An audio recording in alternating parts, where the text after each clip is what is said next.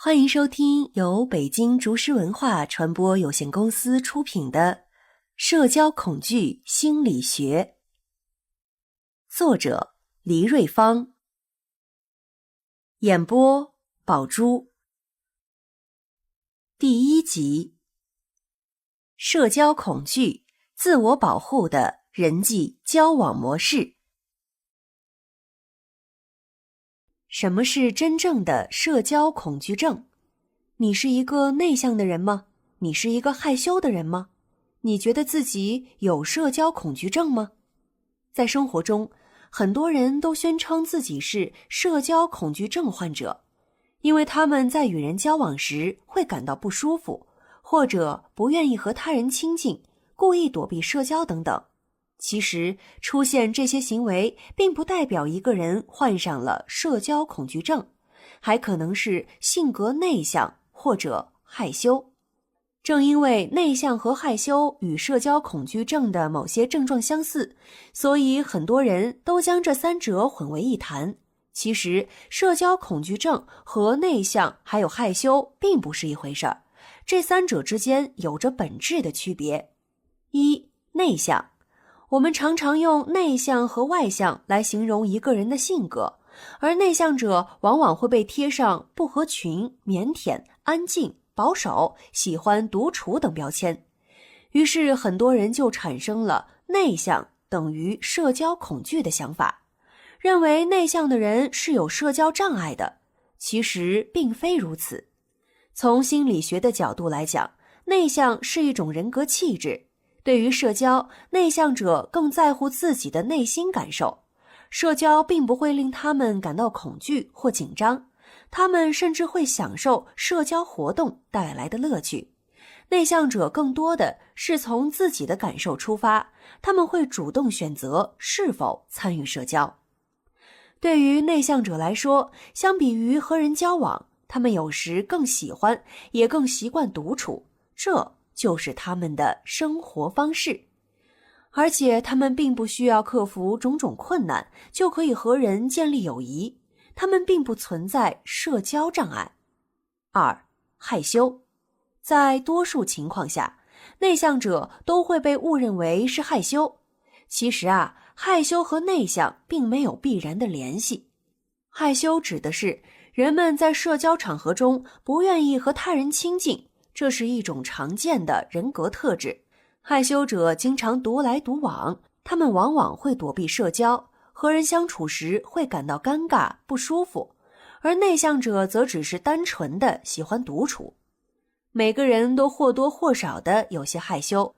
著名心理学家菲利普·金巴多经过对1万多人的调查研究发现，超过40%的人都有不同程度的害羞表现。害羞者在和人交往时会产生一种不自在的心理，他们担心自己的缺点被他人看到。虽然内心渴望与人交往，但他们不会主动与他人接触。在与人交往时，有些害羞者往往会产生一种错觉，觉得他人对自己产生了不好的印象和评价，因而会出现脸红、结巴、心跳加速等症状。当然，这些症状都是可控的。虽然在一定程度上对人们的生活造成了影响，降低了人们的生活水平，但这并不像社交恐惧症一样严重。三、社交恐惧症。社交恐惧症指的是对社交或公开场合感到强烈恐惧或忧虑的一种精神疾病，也被称为社交焦虑障碍。社交恐惧症患者在社交场合会产生一种显著且持久的恐惧心理，无论是和陌生人接触还是日常的生活交际，他们都过分关注他人的看法，害怕自己的行为会引起他人的负面评价。为了逃离他人的注目，摆脱社交给自己带来的巨大痛苦，他们便会在社交中表现出退缩、回避等行为。社交恐惧症患者总是担心自己会在他人面前出丑，对社交情境会感到极度焦虑。在社交场景中，他们会出现心跳剧烈、口干、出汗、脸红、结巴、轻微颤抖等症状。由此可见，社交恐惧症和内向、害羞不同。害羞和社交恐惧症的差别。项目1，对社交的恐惧程度。总之，不论是内向还是害羞，都是正常的人格特质，而社交恐惧症则是病态的，伴随着很高程度的社交焦虑及相关障碍。这三者的内心独白如下：内向者的独白，我喜欢独处，我不害怕社交；害羞者的独白，我想躲避社交，我担心被人看出不自在；社交恐惧症患者的独白，我十分害怕社交，和人交往时我会心慌难受，不得不一个人待着。社交恐惧症患者到底在害怕什么？在和陌生人接触时，你会感到紧张吗？在公开的场合演讲，你会想要逃避吗？在和家人或朋友聚餐时，你会感到不自在吗？其实，在这些社交场景中，人们产生一些紧张、不适等感觉是十分正常的，但若反应过度，出现和场景程度不相匹配的反应，就会让人觉得不可思议。对于这种情况，我们都不免会思考，社交恐惧症患者到底在害怕什么呢？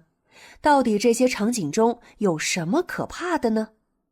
社交恐惧症患者害怕的社交场景主要分为以下4类。1、公众场合。这一类场景包括考试、面试、上台表演、当众朗读、会议发言等。在这些场景中，不仅社交恐惧症患者会感到恐惧，很多正常人也会感到紧张和害怕，但他们会克服这种恐惧心理。比如，一个话剧演员在上台之前可能会经历紧张、不安、害怕等恐惧情绪，担心自己在舞台上会出错，担心自己做得没有想象中那么完美。但是，当他们站在舞台上开始表演的时候，他们就会忘记这种恐惧感，反而会享受舞台表演的乐趣。反之，如果他们无法克服这种恐惧，无法很好地控制自己的想法与身体，那么他们就恐怕无法胜任这份工作。2、寒暄互动的场景。这一类场景包括和邻居、同事、客户等闲聊，与陌生人会面、打交道等等。对很多人来说，和同事闲聊、与邻居闲谈、和陌生人打招呼，是日常生活中再平常不过的事儿了。但是对社交恐惧症患者来说，这些寒暄互动的场景是他们恐惧的滋生地。他们会因为害怕自己的表现糟糕，害怕出现冷场等而无法表现的淡定从容。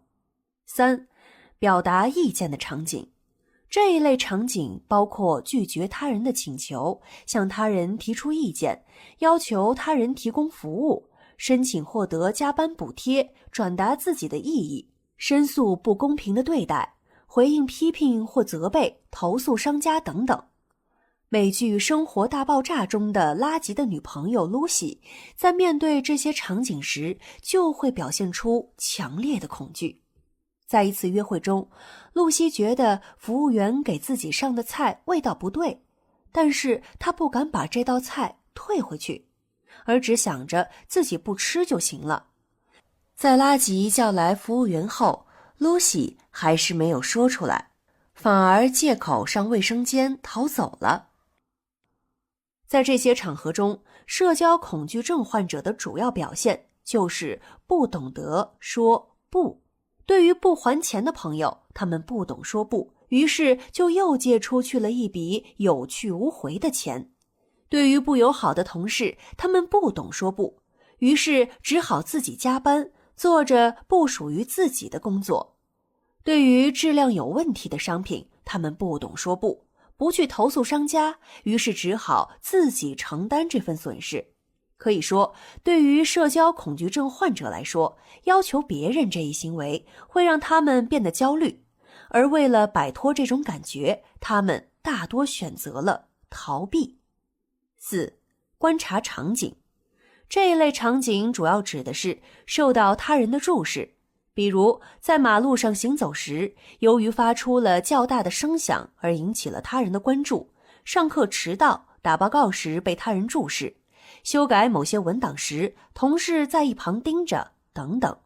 这些场景并不是他们预料之中的，很多是突发性的，这就使得社交恐惧症患者的恐惧感更加强烈。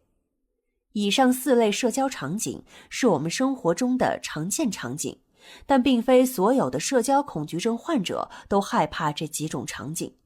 有的可能害怕其中的一种场景，有的可能害怕其中的多种场景。这些社交场景之所以会让社交恐惧症患者产生恐惧和焦虑等情绪，是因为在这些场景中时，他们是被置于他人的目光或评价下的，尽管这种目光或评价是经过社交恐惧症患者自己放大的，或是他们脑海中想象出来的。第2集，评定你的社交恐惧等级。对于不同的社交场景，社交恐惧症患者的恐惧程度也是不同的。有些人会对其中的某个场景表现出强烈的恐惧，但对于其他场景则没有太大的感觉，而有些人则会在这些场景中表现得比较失控。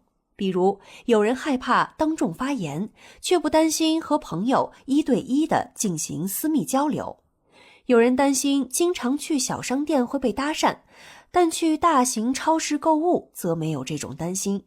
但也有人对这些社交场景都感到恐惧。下表列出了令社交恐惧症患者感到不安的最常见的场景及所占的比例。常见场景1，在公众场合讲话或是进行正式的互动，所占比例为 70%。常见场景2，非正式的讲话，所占比例为 46%。常见场景3，表达自我，所占比例 31%。常见场景4，被他人关注，所占比例是 22%。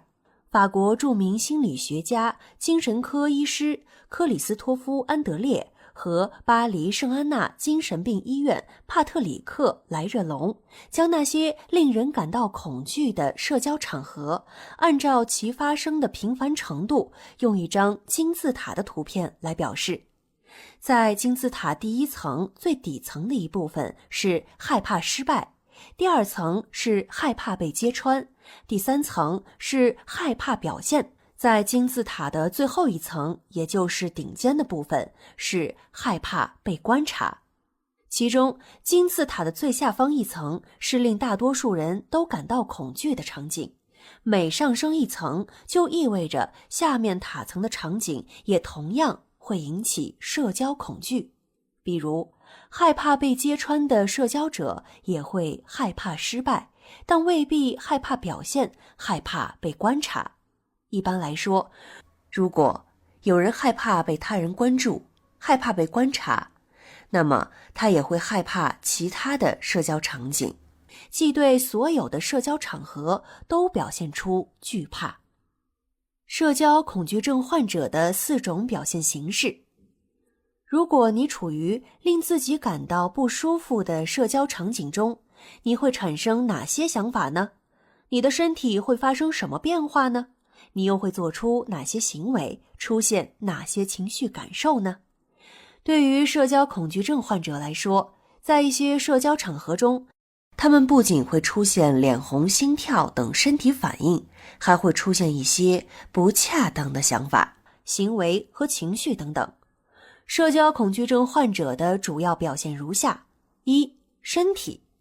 一些动物在遇到捕猎者时，身体会僵住不动。社交恐惧症患者在一些社交场合中也会出现身体僵住、无法说话等症状。比如美剧《生活大爆炸》中的拉吉，在面对异性时就无法正常表达。社交恐惧症患者的身体还可能出现以下症状： 1. 脸色发红或发白，尴尬的微笑表情； 2. 心跳加快、头晕目眩、恶心呕吐、呼吸困难或肠胃不适。3、出汗、颤抖、双手发抖或者不知摆放到何处。4、流泪、爱哭、视力模糊。5、肌肉紧张、疲软，如腿站不稳、脖子发酸。因为害怕社交而引起身体的变化，会让社交恐惧症患者十分困扰。因为这种身体反应也会让对方知道自己此时的感受，即紧张不安、难受、焦虑，这会让社交互动变得十分尴尬。2、想法。除了身体表现外，焦虑的想法也是社交恐惧症患者的一大特征。不论是在社交前、社交过程中，还是在社交活动结束后，社交恐惧症患者的焦虑想法会一直伴其左右，而这些想法又往往是负面的、消极的，是令人不安的。因此，这些焦虑想法进一步加深了其对社交的恐惧心理。社交恐惧症患者的焦虑想法可以按照社交前、社交进行时和社交结束后来具体分析。1、社交前的焦虑想法。在参与社交之前，社交恐惧症患者对于即将发生的事情会出现预期的焦虑，想象社交活动中自己会丢脸、出丑，从而害怕社交。在社交前，他们常见的一些想法如下： 1、如果谈话过程中我脸红、流汗怎么办？ 2、如果让他们看出来我很紧张，他们会怎么看待我呢？ 3、如果到时候我的大脑一片空白，什么也说不出来，怎么办？4、如果我什么话都不说，人们会觉得我很蠢，怎么办？2、社交进行时的焦虑想法。在社交活动中，人们的焦虑会逐渐增强，他们很少能集中注意力听别人的谈话，而会过度关注自己的想法和身体反应。而且由于错误的解读，人们的脑中会出现以下焦虑想法：那个人看起来很生气，难道是在生我的气吗？难道我说错了什么？别人会怎么评价我刚才说的话呢？我的大脑一片空白，如果有人故意说一些针对我的话，我要怎么回应呢？为什么有人打了个哈欠？一定是我讲的不好吧。3、社交结束后的焦虑想法。当社交活动结束后，人们通常会感到放松，但是在放松之后，一些负面的想法又会充斥在社交恐惧症患者的大脑中，如1、我又出洋相了，别人肯定会嘲笑我，人们肯定觉得我很笨，再也不想和我打交道了。我表现的还是不够好，别人肯定也看出来我有多紧张了。我一定是做错了什么。这些负面想法都只会加重社交恐惧症患者的恐惧情绪，让他们更排斥这些社交活动。如果你经常产生这样的想法，那你一定深受其扰，生活也会受到很大的影响。3、行为。回避行为和逃跑行为是社交恐惧症患者的标志性行为。回避行为主要指的是远离社交场景，或者远离令自己感到不安的某些因素。逃跑行为主要指的是离开社交场景。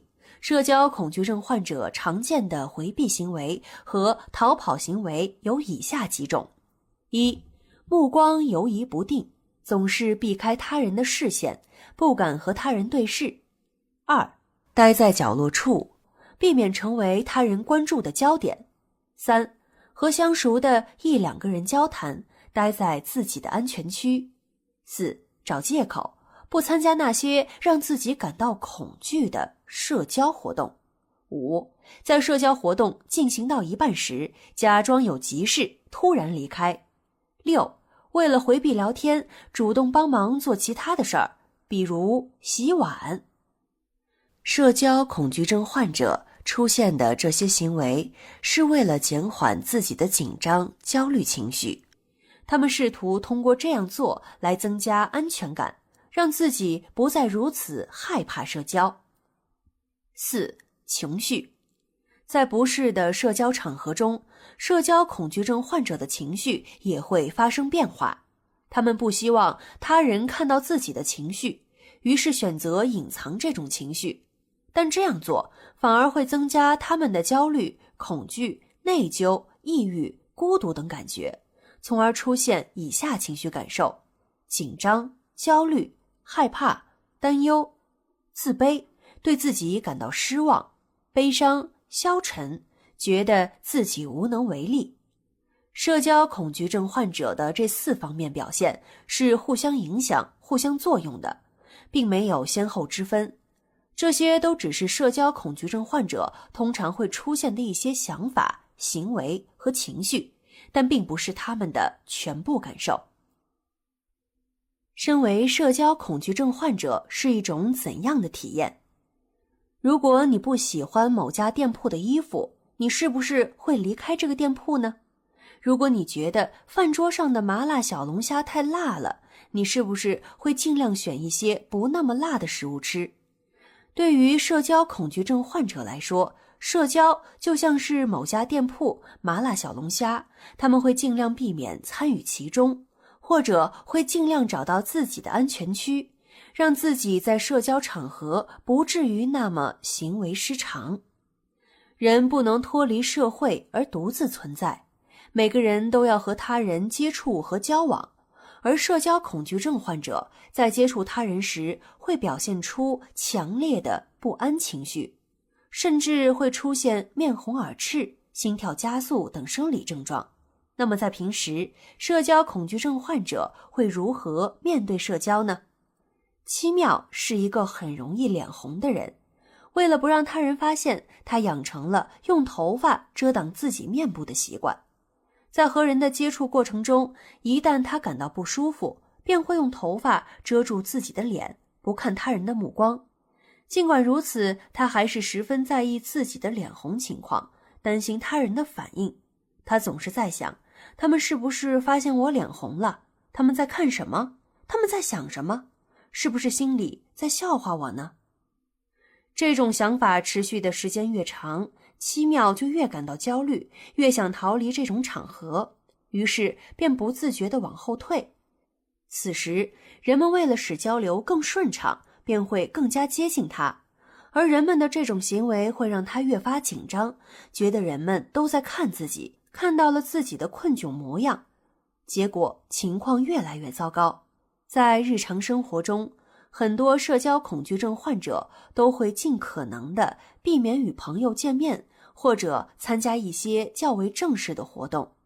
如果无法避免，他们会采取一些行为让自己产生安全感，比如不断在内心演练自己的说话内容，在心里一遍又一遍地检查这些话是否正确，紧紧地抓住一些东西，遮挡自己身体的某些部位，为了掩盖脸红的症状，故意化浓妆或者一直低头，参加活动时故意迟到或早退，以避免跟他人寒暄等等。对于社交恐惧症患者来说，由于无法预测他人会做出什么出格的事情，如询问自己的想法，将自己介绍给其他人，或者将其他人介绍给自己，朋友将自己丢下而去跟别人攀谈等等。因此，他们会为这些不可预测的事情感到担忧，将自己置于恐惧的境地。而那些所谓的安全行为可以让自己更有安全感。当然，也有一些社交恐惧症患者会直面恐惧，他们会刻意组织或参加一些社交活动。比如，如果你发现你的朋友对组织社交活动很热心，但是在活动中却表现得有些冷漠，那他很可能是社交恐惧症患者中的一员，请你多多鼓励他，比如夸奖他这个活动办得好，说他某些方面表现得优秀等等，让他多一些自信，帮助他战胜社交恐惧。不要让他因为一次意外状况或者他人的不良评价而失去战胜社交恐惧的信心。如果你是社交恐惧症患者中的一员，那不妨找一个值得信任的朋友或家人，让他们帮助你战胜心中的恐惧。第3集，社交恐惧症的高发人群。一提起社交恐惧症，很多人都会联想到社交中的尴尬局面，然后宣称自己是社交恐惧症患者。这也给了人们一个认识误区，只有社交不顺利的人才会患上社交恐惧症，而有上进心、追求完美、性格外向的人则不会患上社交恐惧症。一般来说，社交恐惧症的并发时间在童年和青少年晚期。那么，什么样的人容易被社交恐惧症盯上呢？主要有以下4种。1、自卑、自我评价低的人。自卑、对自己评价很低的人，在和人交往时会表现得不自信，于是在社交活动中便会很紧张、很焦虑，甚至连正常的交流都做不到。而这种紧张的情绪又会使他们对自己的评价过低，觉得他人瞧不起自己，于是他们在社交中担心自己的一言一行会引起别人的反感，内心便十分害怕社交，慢慢的就会滋生社交恐惧症。2、高度敏感者。敏感的人往往具有很强的创造性和想象力，在社交活动中，敏感者会很容易察觉到他人的情绪变化，可以从别人的眼光、表情中看出他人对自己的态度和意见。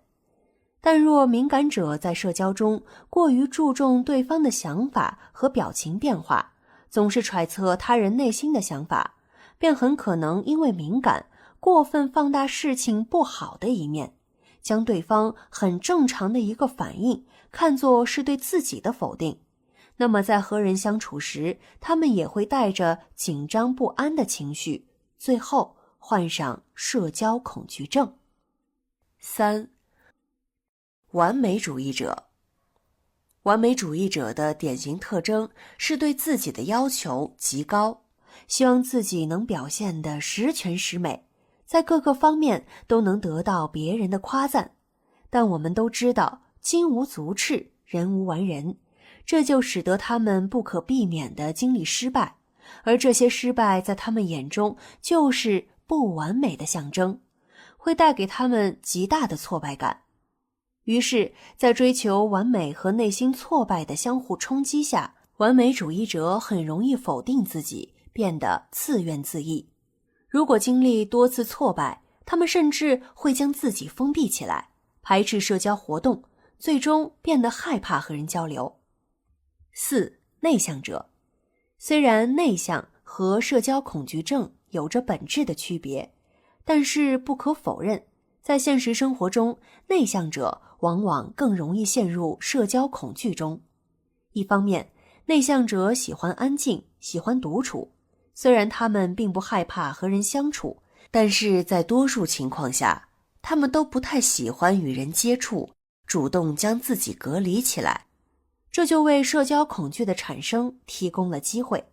另一方面，很多内向者在受到一些刺激后，会变得十分焦虑，这种情绪又很难平静下来，于是导致他们很难与他人正常的交流。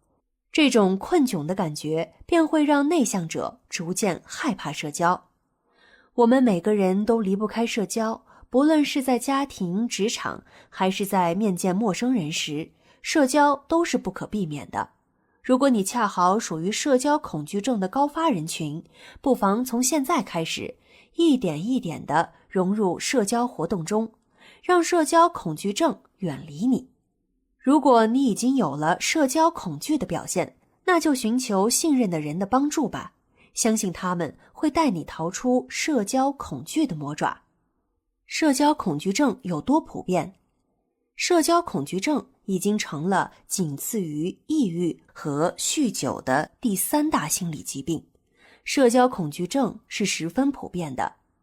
只是有些人并没有正确地认识自己的社交恐惧症，也没有寻求专业的治疗与帮助。我不想参与社交，我太害羞了，社交会让我不自在，让我感到难受。哎呀，我就是这么内向的一个人。在社交活动中，我总是觉得有人在嘲笑我，我这到底是社交恐惧还是害羞呀？如果你也有这样的想法或疑惑，那么你可能有社交恐惧症的倾向。不论你是性格内向害羞，还是有社交障碍，请正视自己的情况，及时寻求帮助吧。要知道，很多社交恐惧症患者都会忽视自己的状况，将其认为是害羞或性格内向，而给自己的生活带来影响。著名的心理学家菲利普·津巴多和他的同事在调查中发现，超过 80% 的人经历过害羞，正在体验害羞，甚至经常感到害羞。有 40% 的人认为自己现在是害羞的，有 40% 的人认为自己以前比较害羞，还有 15% 的人认为自己在某些社交情境中会感到害羞，而只有 5% 的人认为自己从不害羞。而这些人所说的害羞很可能属于轻度的社交恐惧。虽然社交恐惧症会带来很多痛苦和麻烦，但它并不是不能克服的，而且在治疗之后，社交恐惧症的复发概率也比较低。所以要保持耐心，虽然治疗的过程有些煎熬，但是在治愈之后，你就能彻底的摆脱这种痛苦，不再受到社交恐惧的困扰。第2章，因人而异，社交恐惧症的行为和表现。赤面恐惧，控制不住的心慌、脸红。有人跟你说话时，你会因为害羞而脸红吗？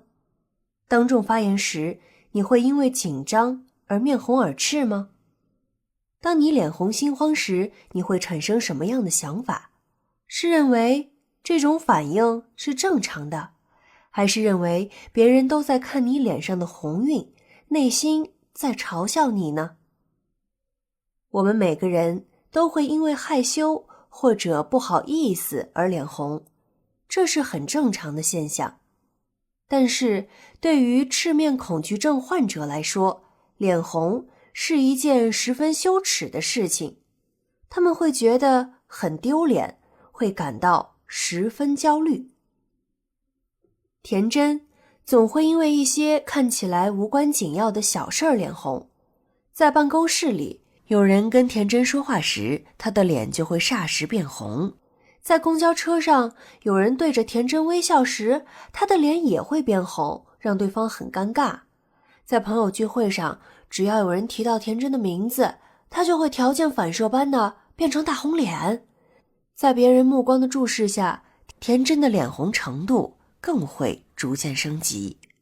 如果有人拿这件事打趣说，看，田真的脸变红了，她脸红的情况不仅不会缓解，反而还会越发严重。田真的症状就是典型的赤面恐惧症。赤面恐惧症也叫做脸红恐惧症，其主要表现为在社交场合无法自控的脸红。如果当事人要控制自己的脸红反应，脸反而会越来越红，引起身边人的注意。久而久之，赤面恐惧症患者便会害怕出现在他人面前。不知道你有没有这样的体会？在聚会上，你做了一件不太好的事儿，觉得别人肯定都看到了，可实际上并没有几个人看到你做了什么，只是你觉得大家的目光都停在你身上，其实并非如此。赤面恐惧症患者也都会产生这样的想法，哎呀，我脸红一定被别人看出来了，哎呀，这太丢人了，人家会怎么看我呀？他们一定会认为我很软弱，很无能，肯定会因此轻视我。说不定现在他们就在心里嘲笑我呢。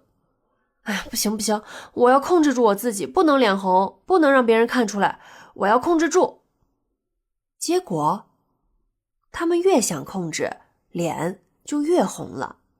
其实，赤面恐惧症患者所忧虑的是他们的烦恼被他人看穿，担心他人会对自己有负面的评价，所以为了避免脸红魔鬼的突然袭击，他们便一直保持警惕，而这种过度的关注就将脸红当成了内心的一个焦点，使自己难以放松，反而会诱发脸红症状的出现。脸红虽然不是什么大事儿，但是对于赤面恐惧症患者来说，脸红会让他们的内心十分纠结，痛苦不堪。有些人为了掩盖自己的脸红，会运用一些方法，比如随身携带手帕，脸红时就假装打喷嚏，用手帕遮住，留长头发，遮住自己的脸，化浓妆，为脸红做好准备等等。其实，要战胜自己的赤面恐惧症，就要正确的看待脸红这件事儿，不要带着偏见来看待它，而应该觉得这没有什么大不了的，只是社交时的正常反应而已。脸红并不是你的缺点，也不是不可饶恕的过错。视线恐惧，惊恐的目光无处安放。视线恐惧症顾名思义，也就是某类人对视线有着强烈的恐惧感，他们没有办法控制自己的目光，也不愿意被他人注视，成为他人眼中的焦点。在社交活动中，视线恐惧症患者不敢正视对方，一旦和对方的视线有交集，就会感到难受，瞬间收回自己的目光。还有的视线恐惧症患者担心自己的目光会给他人带来困扰，令他人感到不安。按照视线恐惧症的不同表现，可以将其分成以下3类。1. 对视恐惧，即在和人交流的过程中不敢和他人对视，觉得自己时刻都在被他人关注或议论。一旦和人对视，这类人就会感到很尴尬，无所适从，甚至会出现大脑空白、呼吸困难等过激反应。为了避免这种情况，对视恐惧症患者在和人交流时基本不看对方，目光游离，飘忽不定，好像有什么见不得人的想法，表现得躲躲闪闪。对视恐惧症患者有这种表现，主要有2方面的原因。一方面，他们担心自己的眼神对他人来说是一种冒犯和挑衅，于是不敢和他人对视。另一方面，他们总是过度地解读他人的眼神流露出的想法、情绪，而且这种解读往往是负面的、消极的。于是，在他人并无异样的目光中，他们也会觉得紧张，觉得别人看自己的目光是充满敌意的。在这种想法的刺激下，对视恐惧症患者甚至可能会做出伤害自己眼睛的行为。2. 余光恐惧，即目光总是被周围的事物吸引，无法将注意力集中到正在做的事情上，无法自控地关注本不该关注的事物，无法移动自己的视线。由于患者对自己的目光十分关注，从而使自己无法和人正常交往。比如在上课时，余光看到周围的同学就被他人吸引过去，而无法集中注意力听课。在和人聊天时，虽然看着对方，但眼睛的余光总是看着别人，注意力也在别人身上。读书时，眼睛的余光总是会被书旁边的物体吸引，比如说手边的笔啊、笔筒等等。患者的这种行为给自己带来了很多困扰，但越想摆脱就越紧张焦虑，反而深陷其中。3. 目光失控恐惧，即眼睛总是控制不住的到处乱看，看到别人时又觉得他人投来的是厌恶自己的目光，于是便不知将目光投放到何处，以致注意力难以集中，出现目光僵直、摇头晃脑等行为。被他人直勾勾地盯着看，我们都会感到不舒服，有这种感觉是很正常的。但若是正常的目光接触，我们就不必过于在意。而视线恐惧症患者正是对这些目光过于看重，总是进行错误的解读，以致自己的焦虑情绪更甚，在社交中的表现和自己的预期相差甚远。在平时，视线恐惧症患者可以对着镜子看着自己的眼睛，训练自己的目光，通过训练让自己的目光变得更好，从而缓解视线恐惧症患者的消极心理，提升自己目光的自信，为进行良好的社交做足准备。第4集，表情恐惧，担心自己的面部表情不自然。我们常说，面部表情是我们内心想法的投射，有什么样的想法，就会出现什么样的面部表情。但是有这么一群人，他们在和人交往时，无法很好地控制自己的表情，对自己的表情不满意，甚至会在该严肃的时候哈哈大笑，在该笑的时候却面部抽搐颤抖。由于担心自己的面部表情不自然，因而变得恐慌畏惧和人交往，他们就是表情恐惧症患者。甄丽是一名大3的学生，她因为表情僵硬不自然，处理不好人际关系而感到苦恼。甄丽上小学和初中时都过得很快乐，有几个好朋友也一起上学，成绩也还不错。而且初中时她还当上了班里的团支书，很受老师器重，班里的同学也都喜欢和她一起玩。高中的时候，甄丽成绩一般，班干部竞选时甄丽也参加了，但是只得到了5票，这对她打击很大。有时候她见到同学们聚在一起聊天，就觉得他们是在嘲笑自己。后来甄丽每天都担心别人不喜欢自己，害怕当众出丑，经常感觉自己的表情不自然。上了大学之后，她依然无法融入集体生活中，总感觉自己的表情僵硬，让别人反感。有时候笑起来脸部都会有轻微的颤抖，她也因此越发在意自己的面部表情，不敢和同学走得太近，人际关系变得越来越差。甄丽的这种表现就是表情恐惧症的典型行为，因为担心自己面部表情不自然而影响了自己的社交活动。有些表情恐惧症患者无法管理好自己的表情，便会在和人交往时毫无征兆地出现一些令人感到尴尬、哭笑不得的表情。有些表情恐惧症患者由于担心自己的表情不合适而变得紧张，然后就逐渐演变成了表情僵硬，使社交氛围变得紧张起来。表情恐惧症是社交恐惧症的一种，表情恐惧症患者主要有以下几种担忧： 1. 担心自己的面部表情不够自然、不够恰当； 2. 担心他人看到自己的表情后会受到影响，给他人带来不适，比如自己黑着脸时会让他人感到害怕，表情严肃时会引起对方的反感。 3. 过于关注自己的表情，觉得自己的某些面部表情会引起别人的反感，被人看不起，担心别人对自己的评价较差。有些表情恐惧症患者的表情并没有引起他人的不适，但是他们却认为自己的表情是令人不舒服的，并将这种想法投射到他人身上，将自己置身于紧张的境地，甚至想要通过整容或者是其他方式来改变自己的面部表情。其实，对自己多一份自信，对他人少一份揣度，表情恐惧症患者的生活就会好很多。口吃恐惧，当众讲话就口舌打结。跟陌生人聊天时，你会出现口吃吗？跟同事闲聊时，你会前言不搭后语吗？跟领导或者是异性交谈，你会犯口吃吗？口吃恐惧症是一种特殊的社交恐惧症，其特殊之处在于，它并不是由单纯的害怕某些事物引起的，而是由害怕口吃和害怕社交对象、社交环境等因素共同作用引起的。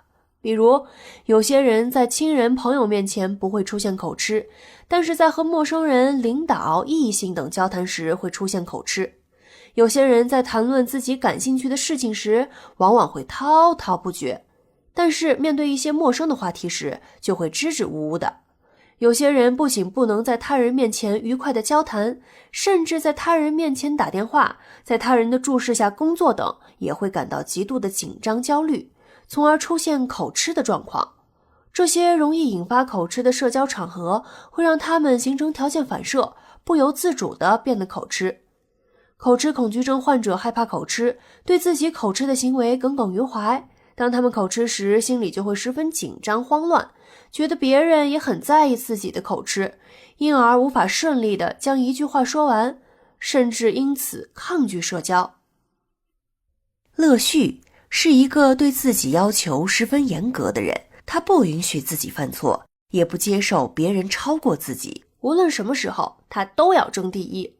在一次数学课上，老师提问乐旭，乐旭在课堂上回答的不是很顺畅，这就使他发现了自己有口吃的毛病，于是他极力压制，想要掩饰，但是他越是担心害怕，出现口吃的次数就越多，口吃就越严重。后来乐旭就极力避免在课堂上回答问题，在平时也避免和人接触，以免被他人发现自己有口吃。就这样，口吃一直困扰着他的学习和生活。口吃并不是什么大问题，但是很多口吃恐惧症患者都会认为自己出现口吃是十分丢人的事儿，并将自己看成是一个有缺陷的人，因此很苦恼，回避社交。其实呀，口吃恐惧症患者的主要心理特征就是怕。他们怕自己的表现不尽如人意，怕他人的负面评价。对他们来说，和人交谈时可以顺利地表达自己的想法和感受才是最重要的。一旦自己的行为被口吃打断，那么这种挫败感就会令他们陷入自我否定中，使口吃的症状更严重。所以要想克服这一点，终止这个恶性循环，口吃恐惧症患者就要从心理上改变自己的认知，不要一遇口吃就神色大变，偶尔学一点阿 Q 精神，不放大自己的窘境，才能更好地适应社交活动，不再为害怕口吃而煎熬。异性恐惧，和异性相处时感到压力很大。异性恐惧症是一种特殊的社交恐惧症，其主要是指患者在潜意识里有和异性接近的强烈愿望，但也对此有着严重的焦虑情绪，于是在异性面前感到异常紧张和恐惧，有的甚至出现异性关系妄想等心理症状。比如美剧《生活大爆炸》中的拉吉在同性朋友面前表现得很正常，说话也没有问题，但是在面对异性时就是说不出来话，在和异性约会时经常幻想和对方结婚后的场景。你在异性面前是否也无话可说呢？当和异性接触时，你是否十分紧张，甚至回避这个场合呢？如果你怀疑自己也有异性恐惧症，那么你可以通过以下描述来自测一下。和异性交往时会十分紧张，当异性主动和你交往时，你会因为掩饰自己的紧张而拒绝和其交往。在与异性交往时，你往往不知道将手放在哪里，不知道眼睛要朝哪儿看，会很在意自己的形象。当异性盯着你时，你会感到害怕，甚至会因此生气。当和异性共处时，你的大脑会强迫自己产生某些古怪的想法，比如对方喜欢自己，对方讨厌自己，甚至幻想和对方结婚生子。常常害怕异性会对自己做些什么，极度没有安全感。即使异性只是站在你身边，你也会不知所措，难以集中注意力，会出现脸红、口干舌燥、出汗、抖动等症状。在爱情、婚姻方面被异性伤害过，因而现在对异性的感觉就是不信任和没兴趣。如果你符合其中2条及以上，那就说明你是典型的异性恐惧症患者。不过不用担心，异性恐惧症主要是一种心理障碍，只要克服了心理方面的难关，你还是可以和异性正常交往的。通常，异性恐惧症的产生有多方面的因素。个人方面，接触异性少，和异性交往时受到过伤害等，都会引起个人对异性的恐慌，使其无法和异性进行正常的接触。家庭教育方面，有些家长对性问题的认识太过片面了，使孩子无法接受正面的教育，因而会对异性产生困惑，尤其是在青春期时，他们和异性的交往行为会因此受到影响，进而会形成心理障碍。外在环境方面，人们总是戴着有色眼镜去看主动和异性接触的人，比如青春期异性之间的交往很有可能会被当成早恋，这种负面的反馈使人们在和异性接触时会感到不安，排斥和异性接触。如果你患有异性恐惧症，不妨试着增加和异性接触的机会，不要把异性看作洪水猛兽，帮助自己战胜心理障碍，走出对异性交往的恐惧。权威恐惧，不敢和权威人士打交道。和朋友在一起时很自在，但和父母在一起时就感到紧张，常常无话可说。与同事在一起时可以侃侃而谈，但与领导在一起时就忐忑不安，心里十分慌张。和同学在一起玩得很欢乐，连学习都变得十分有趣，但是不敢直视老师的眼睛。你是不是也有类似的经历呢？一般来说，很多人都会敬畏父母、领导、老师等权威人士。但是如果你对这些权威人士采取回避的应对策略，在和他们打交道时总是感到紧张恐惧，那你很有可能是患上了权威恐惧症。所谓权威恐惧症，指的是对具有管理权和批评权的人产生恐惧。在和权威人士相处时，权威恐惧症患者大多会采取回避的方式。如果无法回避，大多数人会表现得十分紧张，说不出话，不敢直视对方的眼睛，思维混乱，满头大汗等等。洪瑶对领导的恐惧比正常人更加强烈。洪瑶一直都比较内向，和人交往时大多会有些紧张，但令他最为难的还是和领导相处。当领导和他讨论工作时，他会害怕得浑身发抖，领导对此很不满意。洪瑶也知道不应该这样，但他似乎很难控制自己。平时洪瑶跟同事相处得很和谐，偶尔也会和某些同事下班后一起吃饭，但是一和领导相处，洪瑶就十分紧张。每次领导找洪瑶谈话，即使只是安排一些简单的工作，他也会异常紧张，甚至心慌气短、思维混乱等等。有一次，洪瑶向领导汇报工作，他脑子里一片空白，自己都不知道说的是什么。领导很生气，说他语无伦次，工作不认真。洪瑶也很懊恼，他甚至想过辞职，但是在新的公司，他还是会遇到同样的问题。毕竟这已经是他任职的第4家公司了。很多人都对领导有敬畏心理，这种心理是正常的，可以让自己在工作中更加积极、更加活跃。但是洪瑶这种害怕领导的症状就有点严重了，属于权威恐惧症的典型表现。即使他知道这种害怕没有必要，但是控制不住自己。从心理学的角度来说，这是因为他太在意领导对自己的评价了，担心领导对自己的表现不满意，害怕自己给领导留下不好的印象。有人觉得只有不认真工作、工作能力差的人才会惧怕领导，而工作能力强的人不会害怕领导。其实并非如此，无论工作能力强弱，人们都可能会害怕领导。还有人觉得领导之所以令人害怕，是因为他们太严厉了，但这并非本质原因。也就是说，即使在十分和蔼、易于相处的领导面前，很多人还是会出现权威恐惧症。因此，想要解决权威恐惧症，除了要和权威人士多交流之外，还需要正确的认识自己，接受自己，不要将权威人士的评价当作自己的全部。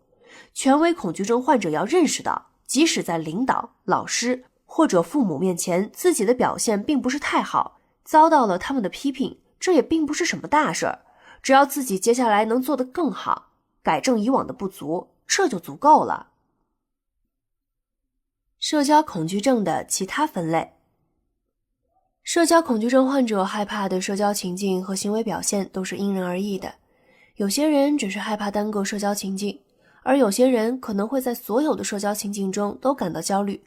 有些人可能只出现吃面或口吃等单一的恐惧症状，而有些人可能会出现多种症状。在前面的内容中，我们已经按照社交恐惧症患者的不同行为和表现方式，对社交恐惧症进行了分类介绍。除了这种分类方式，按照恐惧对象是否具有特殊性，还可以将社交恐惧症分为一般社交恐惧症与特殊社交恐惧症2类。一般社交恐惧症，也就是在任何场所、任何情境中，患者都担心自己成为别人关注的焦点，觉得自己时刻都在被他人关注着，因此他们害怕在公共场合走动、用餐，害怕和陌生人相处，更不敢和他人发生争论。一般社交恐惧症患者都会回避去商场、超市、广场等公共场所。特殊社交恐惧症，即患者对某些特定的场合或情境感到恐慌，并非所有的场合和情境都能引起他们的恐惧。比如，有些特殊社交恐惧症患者只害怕当众演讲，在演讲前他们会感到极度恐慌，随着演讲的进行，恐慌逐渐加剧，即使演讲结束，他们还是无法从这种恐慌中走出来，久久无法平静，而且这种恐慌感往往还会转化为羞耻感。但是在其他社交场合，他们不会表现异常，也不会感到恐慌，甚至逃避。不论是一般社交恐惧症还是特殊社交恐惧症，两类患者都有类似的症状。在面对令自己恐惧的社交场合时，他们大多会出现口干舌燥、心跳剧烈、尿急出汗等症状。而当患者意识到自己出现了这些恐惧行为后，他们就会立即变得恐慌，难以保持平静，从而使自己的社交活动都受到更大的影响，并在之后的社交中表现出明显的回避行为。第5集，恐惧从何而来？社交恐惧症患者的心理诱因。大脑和神经传递会引发社交恐惧。社交恐惧症是一种由生理、心理以及社会等因素共同作用引起的社交焦虑障碍。社交恐惧症患者害怕社交的原因不仅和家庭环境、社会环境有关，从生理角度来说，社交恐惧症还和大脑中的杏仁核和神经递质中的血清素有关。1. 杏仁核过度活跃引发社交恐惧。在大脑防御系统的中心有一个杏仁状的细胞群，叫做杏仁核。这是产生情绪、识别情绪和调节情绪的脑部组织，在负责处理情绪体验的边缘系统中发挥作用，素有恐惧中枢之称。研究表明，人们在经历社交焦虑时，大脑中的杏仁核部位便会被调动起来，使人变得高度焦虑。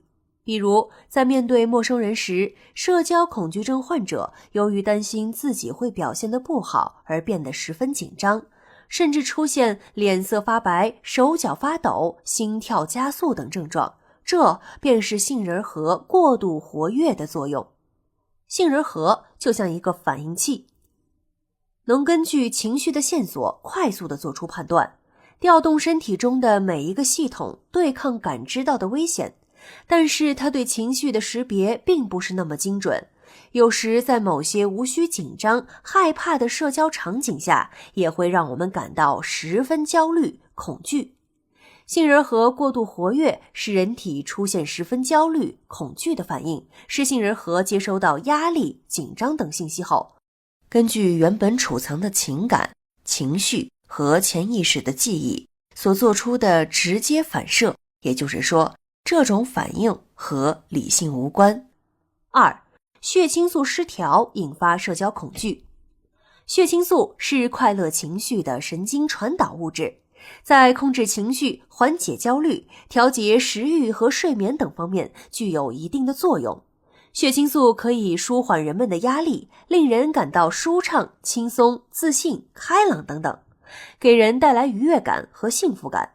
人体内血清素的含量过高或过低，就会让人变得愤怒、抑郁、焦虑、恐惧、退缩、暴躁不安等等。因此，保持人体的血清素含量正常十分重要。血清素由色氨酸产生，很多食物中都含有这种物质。当血清素含量过低时，可以多吃一些色氨酸含量较高的食物，比如肉类、坚果、鸡蛋、香蕉、胡桃等，可以提高血清素的水平，降低人的焦虑和恐惧反应。总之，借助药物来降低杏仁核的活跃度，调节人体内血清素的含量，可以帮助人体放松、平复情绪，从而减轻因为社交而出现的恐惧症状。过度警觉是触发恐惧发作的重要原因。很多社交恐惧症患者都有这样的感受，越想放松就越紧张，越关注自己的手抖，手就会越抖，越想表现好不出错，就越会出错。其实，在社交活动中，适当的紧张是有利于我们做好充足的准备，从而发挥最佳的水平。但是，过度紧张不仅不利于我们的正常发挥，反而还容易发挥失常，将事情搞砸。有项研究表明，个体智力活动的效率与其相应的焦虑水平之间呈倒 U 型曲线关系。在焦虑水平逐渐增加的初始阶段，焦虑对个人能力的发挥起到一个促进的作用。当焦虑水平发展到中等程度时，个人能力发挥的水平最高。当焦虑水平超过了一定限度时，过多的焦虑又会给个人带来严重的心理负担，对个人能力的发挥起到阻碍作用。这就是我们常说的物极必反，过犹不及。社交恐惧症患者处于过度焦虑的状态，在社交中的临场发挥水平受到影响，表现也令人不太满意。造成这种情况的根本原因是社交恐惧症患者的顾虑太多，悲观推测太多，对自己和他人在社交中的表现总是进行消极的预测，对他人的反应过度警觉，从而使自己战战兢兢，如履薄冰，什么也不敢说，什么也不敢做。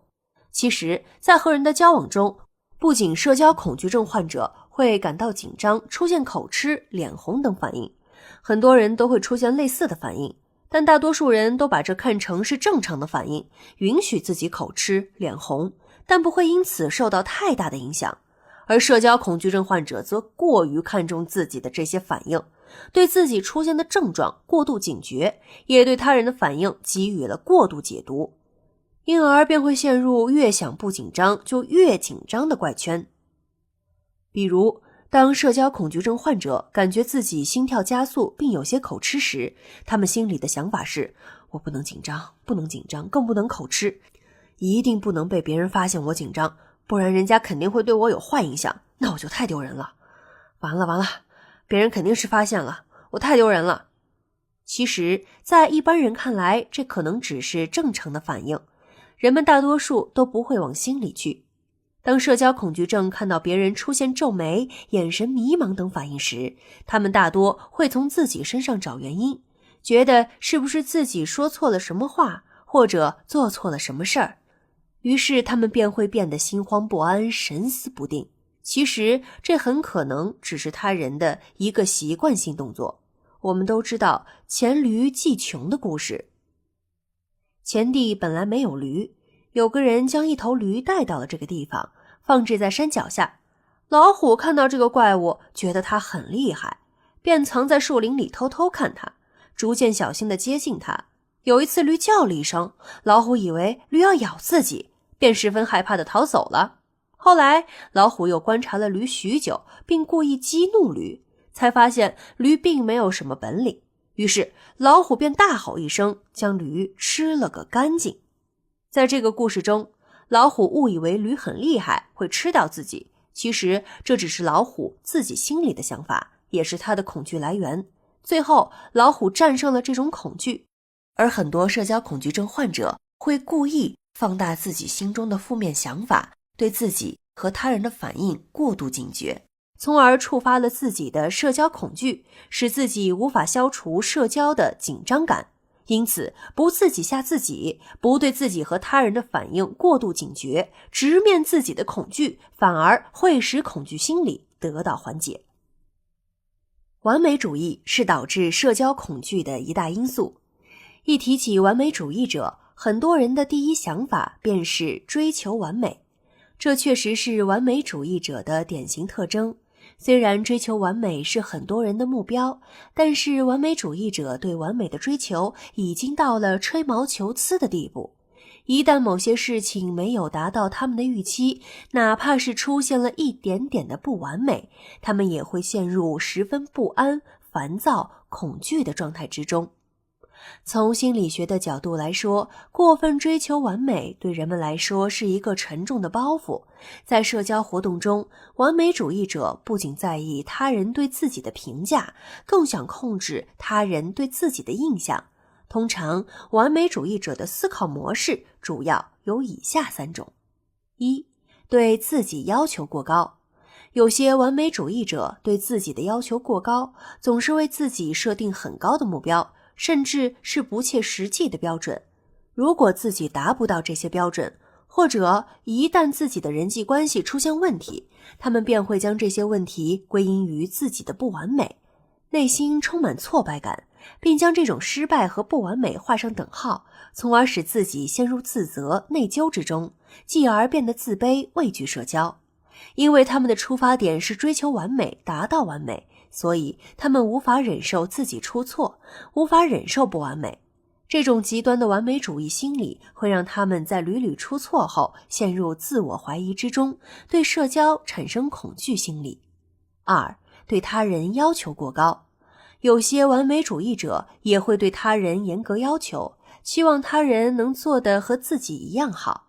如果他人没有达到自己设定的要求，他们便会对他人不完美的地方表现出厌恶、恼怒等情绪。由于无法接纳这些不完美，他们便会将自己的负面情绪发泄到他人身上，因而会给周围的人带来巨大的困扰，也会影响自己的人际交往。而且，为了实现完美，他们往往会给自己施加更大的压力。此时，对自己的苛刻要求也会成为社交中的障碍。3. 认为他人对自己有高要求。有些完美主义者深信他人对自己给予厚望，如果自己无法达到期望，便会令他人失望。比如，完美主义者觉得他人对自己的预期是在社交中的表现是优雅的，不会犯错的。那么一旦自己犯了错，没有表现得那么完美，他们就会产生别人对我很失望的想法，并因此十分懊恼，不想再参与社交。如果你不想让自己的完美主义情绪干扰了你的社交活动，那么你首先要允许自己犯错，允许自己不完美。毕竟世界上是没有十全十美的事儿，每个人或多或少都会犯错，这是正常的事儿。当你接受了自己的不完美，就不会为自己在社交中说错话、办错事儿而懊恼万分了。此时，你对社交的恐惧感自然就会烟消云散。家庭对社交恐惧有重要影响。在一个人的成长过程中，家庭的影响不可忽视。心理学研究表明，一个人的人际关系模式在很大程度上是有意或无意地重复早年生活中他和父母的关系模式。还有研究表明，如果社交恐惧症患者父母中的一方也患有社交恐惧症，那么孩子患病的概率会提高到3倍以上。也就是说，父母的养育方式、孩子的成长环境是引发人们社交恐惧的主要原因。这主要可以从以下几个方面来进行考虑。1. 父母的行为模式潜移默化的影响。患有社交恐惧症的父母的行为方式可能会导致他们的孩子也行为拘谨，对社交感到焦虑。比如，一个儿童看到他的父亲拒绝参加聚会，拒绝和陌生人接触，或者在和人相处时十分不安，他就会产生参加聚会或者和陌生人接触是危险的想法，因而会拒绝这样做。2. 父母将自己的焦虑想法强加给孩子。患有社交恐惧症的父母很有可能会将自己对社交的想法强加给孩子，在养育孩子的过程中，放大社交对孩子的不良影响，坚信别人会给孩子带来危险，因而过度保护孩子，拒绝他们参加一些社交活动，或者对孩子在社交中的表现过分在意，担心孩子会受伤。比如，当孩子无法融入他们的社交圈时，父母可能会对孩子说，他们都是坏人，不要跟他们一起玩。久而久之，孩子就无法开展自己的社交活动，并对社交产生抵触、恐惧心理。3. 父母的严格要求会催生孩子的恐惧心理。很多父母都会拿别人家的小孩跟自己家的孩子做比较，虽然他们心里并不是真的这样想的，但总这样说会伤害孩子的自尊心和自信心，让孩子觉得自己不如别人，觉得父母不喜欢自己。而为了达到父母的要求，成为父母眼中的好孩子，他们便会过度地关注父母的需求，对人际关系变得极为敏感，和人相处时总是战战兢兢。这种胆怯心理也会扩散到和其他人的交往中，使其无法对社交保持一种良好的心态。总的来说，很多社交恐惧症患者都是因为家庭环境的影响而害怕社交的。张浩是一位拥有10多家连锁美发店的老板，他在经营管理和用人方面总是有着独特的方法。公司的员工都说老板是一个有远见的人，但是有一个问题令张浩十分困扰，他不敢和人对视，即使是公司的员工，他也不敢直视对方，一碰到对方的视线，他就会不自觉地害怕，并会迅速躲避。这还使得一些员工以为老板对自己有意见。有时候，在公司的会议上，如果有员工咳嗽或眨眼，张浩就会以为是自己说错了话，瞬间变得十分紧张。直到他接受心理治疗，谈到自己家庭情况和童年时的经历时，心理治疗师才找到他恐惧的根源。在张浩小的时候，妈妈很强势，并且一直对他是严格要求。张浩一做错事儿，就会被妈妈批评或者挨打。平时妈妈从来不夸奖张浩，这让张浩觉得自己总是低人一等。后来他总是担心自己在和别人的相处中也会惹得他人不高兴。张浩就是因为父母的养育方式而变得不自信，害怕和人相处。其实因为家庭问题而害怕社交的孩子并不在少数，一个问题孩子的背后往往有一个问题家庭。如果你也在很大程度上受到了家庭的影响，现在仍然无法很好的和人相处，那么请你主动寻求帮助。如果你是有社交恐惧症的家长，请不要把自己封闭起来，也不要带孩子逃离他的社交圈。要知道，社交并没有你想象的那么可怕。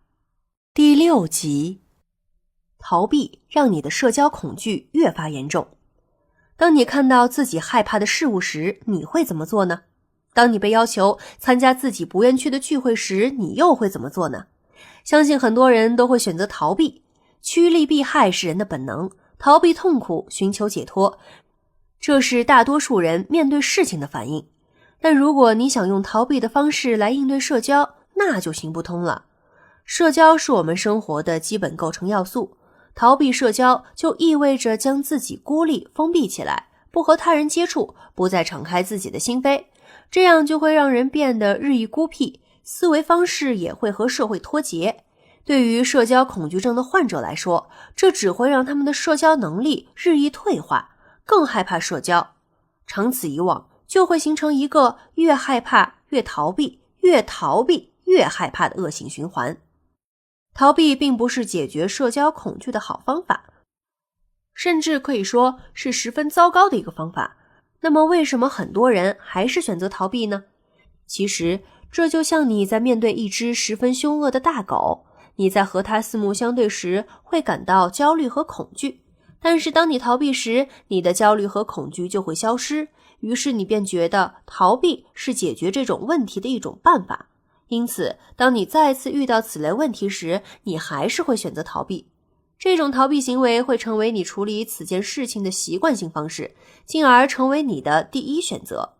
有研究表明，有近 50% 的逃避型人格者都患有社交恐惧症。我们知道，逃避型人格的主要特点是行为退缩、心理自卑，面对挑战时大多采取回避的态度或者无力应对。逃避只是社交恐惧症患者的一种常见表现，因为对社交的害怕，他们逃避的行为会越来越多。如果任由这种情况发展下去，逃避便会成为常态。那么，你属于逃避型人格吗？要想知道自己是否属于逃避型人格，可以通过以下几个问题来进行自测。1. 你是否很容易因为他人的批评或者不赞同而受到伤害？ 2. 除了至亲之外，你是否没有好朋友或知心朋友，或者仅有一个？ 3. 除非确信受欢迎，你是否一般不愿意卷入他人的事物之中？ 4. 你是否经常出现退缩行为，对需要人际交往的社会活动或工作场所总是尽量逃避？ 5. 你是否自卑，在社交场合总是缄默无语，怕被人嘲笑，怕回答不出问题？ 6. 你是否敏感羞涩，害怕在别人面前露出窘态？ 7. 在做一些普通的但自己不常做的事时，你是否总是放大潜在的困难、危险或可能的冒险？如果你回答是的题目超过或者正好4个，那么即可判断你属于逃避型人格。习惯性的逃避行为是你害怕社交的主要影响因素。面对生活中的大多数事情，我们通常的解决办法都是逃避。以为自己不去面对就不会痛苦，结果还是无法掩盖原本的痛苦。如果你深深地被社交恐惧折磨，那么就不要再逃避了。逃避只会一次次地强化你的体验，让你越来越害怕社交。相反，只要转变观念，将逃避变成面对，相信经过一番努力，你就会走出心理的阴影。当然，不逃避并不等于直面恐惧。所谓的不逃避，是在心理上主动面对，在内心建立不逃避的机制，从而逐渐在行为上面对社交，战胜恐惧。社交恐惧症患者常见的逃避形式。小猫和影子的寓言故事讲述了小猫汤姆和托比都很讨厌影子，想要摆脱自己影子的故事。可是无论他们走到哪儿，只要一出现阳光，汤姆和托比都会看到令自己抓狂的影子。为了不再看到影子，汤姆和托比都找到了解决办法。汤姆永远闭着眼睛，托比则永远待在阴影里。小猫汤姆和托比的表现就是典型的逃避行为，逃避也是社交恐惧症患者的主要行为方式。面对令自己感到焦虑的社交场景，他们的第一反应便是逃避，希望通过逃避让自己不那么焦虑，获得安宁。那么，社交恐惧症患者在生活中会有哪些逃避形式呢？社交恐惧症患者常见的逃避形式有以下几种：一、逃避日常的人际交往。很多社交恐惧症患者会主动逃避日常的社交场合，他们会说，我有社交恐惧，我不适合参加这类活动，我要是去了，没准会令气氛不愉快。要不下次再说吧，下次我会准备好的。他们习惯于逃避日常的人际交往，将自己封闭孤立起来，把自己藏在安全区内。而要想克服社交恐惧，就需要与人接触，与社会保持联系，不和社会脱节。因此，他们的这种逃避行为会成为他们克服社交恐惧的障碍。试想一下，如果一个人该学习时不学习，该工作时不工作，而只是躲在家中，逃避任何的人际接触，无疑他会感到空虚，觉得活着没有意义和价值。这种消极的思想又难以通过和他人的交流而宣泄出去，悲观便会找上门来。二、不停地更换学校、工作。有些社交恐惧症患者会不停地更换学校、宿舍、换工作，他们给出的理由总是出奇的一致。比如，这个学校的学生太不友善了，人员素质太低；这个公司的人际关系太复杂了，同事对我都不好。而在换了学校工作之后，大多数社交恐惧症患者还是无法适应新的环境，情况往往无法得到改善，结果又得换学校、换工作。其实，之所以会出现这样的情况，问题在于社交恐惧症患者的内心不够强大，他们总是想通过逃避的方式改变自己的处境，而不懂得修炼内心。对我们来说，要想换一个环境，本来就有一定的挑战，更何况是有社交恐惧症的人，想适应的好，更是难上加难。所以，与其不断的换学校、换工作，不妨修炼自己的内心，让内心强大起来，不再害怕人际冲突。三、逃避爱情和婚姻。有些社交恐惧症患者是异性恐惧者，他们逃避和异性接触，如果无法避免的要和异性接触，他们常常会感到十分紧张，甚至会落荒而逃。有些人在家人的催促下鼓起勇气去相亲，但是不欢而散的经历让他们越发害怕与异性相处，因而他们会逃避爱情和婚姻。即使很多人渴望和异性接触，并尝试迈出了第一步，但这些经历大多都以失败告终。结果，这些痛苦的经历就成了社交恐惧症患者社交的障碍，使他们在和异性接触时望而却步，甚至不再主动接触异性，而且还逃避可能接触到异性的场合。四、失去目标，表现极端化。有些社交恐惧症患者是追求完美的人，他们对自己的表现和别人的评价都十分在意。而当他们陷入社交恐惧后，内心总是给自己打低分，也觉得别人会给自己打低分，自己不再是别人眼中优秀的人。这种令他们不完美的痛苦感受会使他们很煎熬。由于无法再达到完美，他们便干脆破罐子破摔，表现得与之前截然相反。比如，有些学生之前不想上学，突然就不再排斥上学了。他们在学校里的表现可能是得过且过，不求上进。表面上看，他们是想通了，实际上这种做法也是逃避的一种形式，是他们缺乏信心，无法面对现实的一种表现，是担心自己再次受伤而出现的一种自我保护行为。逃避会获得暂时的解脱，但于事无补，所以勇于挑战内心，不要被恐惧吓到，你会发现自己害怕的社交恐惧终究也不过是纸老虎，并没有那么恐怖。第7集，恐惧心理和性格因素的关系。性格内向不是社交的大敌。你觉得内向性格应该是什么样的？内向者在社交中一定是腼腆羞怯的吗？很多人都觉得内向的人生来就是腼腆的，是不善于也不喜欢社交的。其实并非如此，内向者也喜欢社交，也擅长社交，只是他们不像外向者一样，可以在社交中长时间地保持精力充沛。美国著名社交技能导师帕特里克金这样形容内向者和外向者在社交中的表现：外向者会通过社交活动给自己充电，而内向者在社交的时候很快就会没电。内向者是通过独处来获得精力的，这就是说，内向者参加社交活动的精力是有限的，他们在补充精力后依然可以继续参加社交，享受社交的乐趣。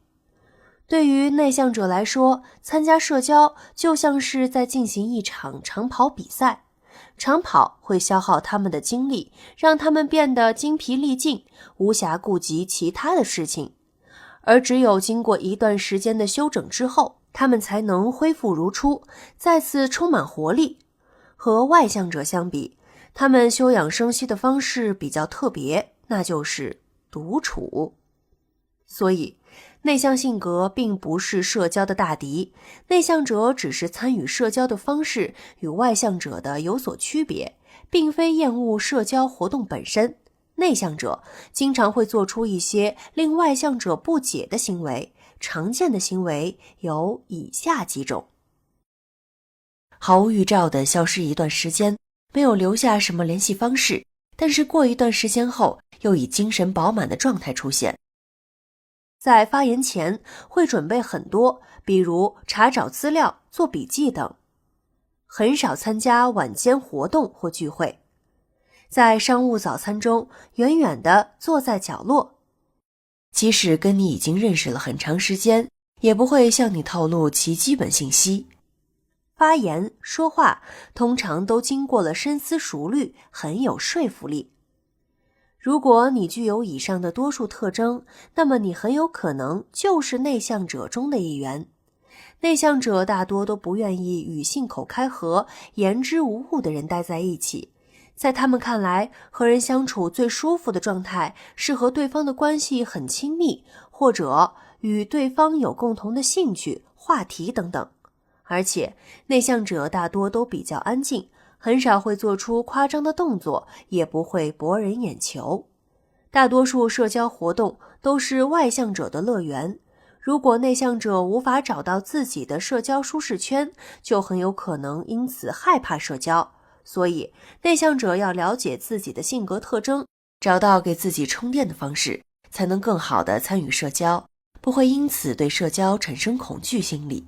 另外，内向者取得的成就并非不如那些外向者，像比尔·盖茨、奥黛丽·赫本、巴菲特，他们都是内向的人，但都取得了卓越的成就。所以，不要再为你的内向性格而耿耿于怀，不要担心你的内向性格会阻碍自身的发展。只要你运用好自己的性格优势，同样也可以享受社交的乐趣，在社交中变得游刃有余。内向者社交和外向者社交。看着外向者在人群中谈笑风生，相信很多内向者都会羡慕不已，希望自己也能成为人群中的焦点，能够闪闪发光，引人注目。于是有些内向者便尝试像外向者一样，频繁地出入社交场所，参加各种社交活动。结果这些社交活动耗尽了他们的能量，他们在社交活动中的表现令人大失所望，于是他们便开始讨厌社交，甚至会因此害怕社交。如果你也是内向性格中的一员，其实你不必羡慕他人，与外向者相比，你在社交中也有自己独特的优势。1921年，瑞士精神病学家、心理学家卡尔·荣格首次全面描述了外向性格和内向性格。研究显示，内向者占总人口的 30% 至 50%。对于外向者和内向者的区分，卡尔·荣格的说法是，外向者主要对外部世界感兴趣，尤其是人和活动，而内向者则更关注内心世界，关注自己或他人的思维、梦想、幻想和渴望等等。由此可见，和外向者相比，内向者更注重自己的内心感受，他们很少受外界的人和事的影响。当然，这并不意味着内向者就是独断专行，不听取他人意见的。他们在做决定时也会搜集相关信息，但最终的决定权在自己手中，不会违心地做决定。在社交过程中，外向者大多会边说边想，在做决定时会先从口头和行动开始，并在这个过程中逐渐呈现出清晰的想法，而且他们的思维十分发散。而内向者则会在做出答复之前先整理好思路，在仔细思考过后才开始表达自己的意见，他们的思维往往比较集中。内向者和外向者在社交中的不同表现主要有以下几点。在思考方式项目这一项，内向者的表现是善于思考，三思而后言，外向者呢，则是边说边想。在思考形式项目上面呢，内向者的表现是深入思考，思维集中，而外向者的表现是思维发散。在交流方式项目的表现上，内向者是善于倾听，外向者是善于表达。在获取精力的方式的表现上，内向者是通过独处恢复精力的，而外向者是通过和他人互动获取能量。内向者在社交中也会遇到一些问题，比如当他们从人群中抽身，通过独处给自己充电时，很容易被他人误解，认为他们不喜欢和其他人待在一起。由于对隐私的高度重视，当谈论到涉及自己隐私的事情时，他们往往会缄口不言，这会让人们觉得他们在排斥对方。如果在社交中出现一些意外状况，他们很可能手足无措，不知道该如何应对。所以，如果你并不是一个真正的外向者，那就不要强迫自己，不然即使你耗尽全身力气，也很难达到理想状态，还可能在社交中受伤。接受你的内向性格，选取适合自己的社交方式，你才能很好的参与社交，不会因为自己的表现不当而害怕社交。内向不是问题，跟随自己的社交节奏。你要多跟小朋友玩耍，这样才是好孩子。你要积极参加集体活动，这样才是好学生。你要多跟同事交谈，这样才不会显得不合群。你要多向外向的人学习。相信很多人都听过类似的话。现代人总是将性格内向看成缺点，老师对学生的评语会写，要是能再活泼外向些就好了。家长也会时不时地提出内向无用论，告诉孩子，你这么内向不太好。甚至连内向者自己也认为内向是不对的，需要改正。其实内向并没有什么问题，这也不是一个人的缺点。试图让内向者改变自己的性格特质，像外向者一样参与社交，这本就是强人所难。这样做既增加了内向者的负担，又为彼此之间的交往带来不快。内向者和外向者一样，在社交中拥有巨大的潜能。我们需要充分地发挥自己的天性，而不是刻意去压制它们。懂得与自己的内在力量同行，跟随自己的社交节奏，才能在社交中游刃有余，获得成功。具体来说，内向者在参与社交时可以这样做：一、做好社交前的准备。外向者习惯于拓展自己的朋友圈，与人交际对他们来说是很正常的事情，但内向者在大多数社交活动中都会觉得不自在，尤其是在面对陌生人，或者出现一些意料之外的情况时。因此，做好社交前的准备工作，对内向者来说是一项有效的社交策略。社交前的准备工作包括了解对方的性格特点、兴趣爱好、参与社交活动的人数、活动的主题、场合、主要的社交流程等等。对于内向者来说，他们对此了解的越多，准备的越充分，他们在社交活动中的表现便会越好。二、在社交进行过程中为自己充电。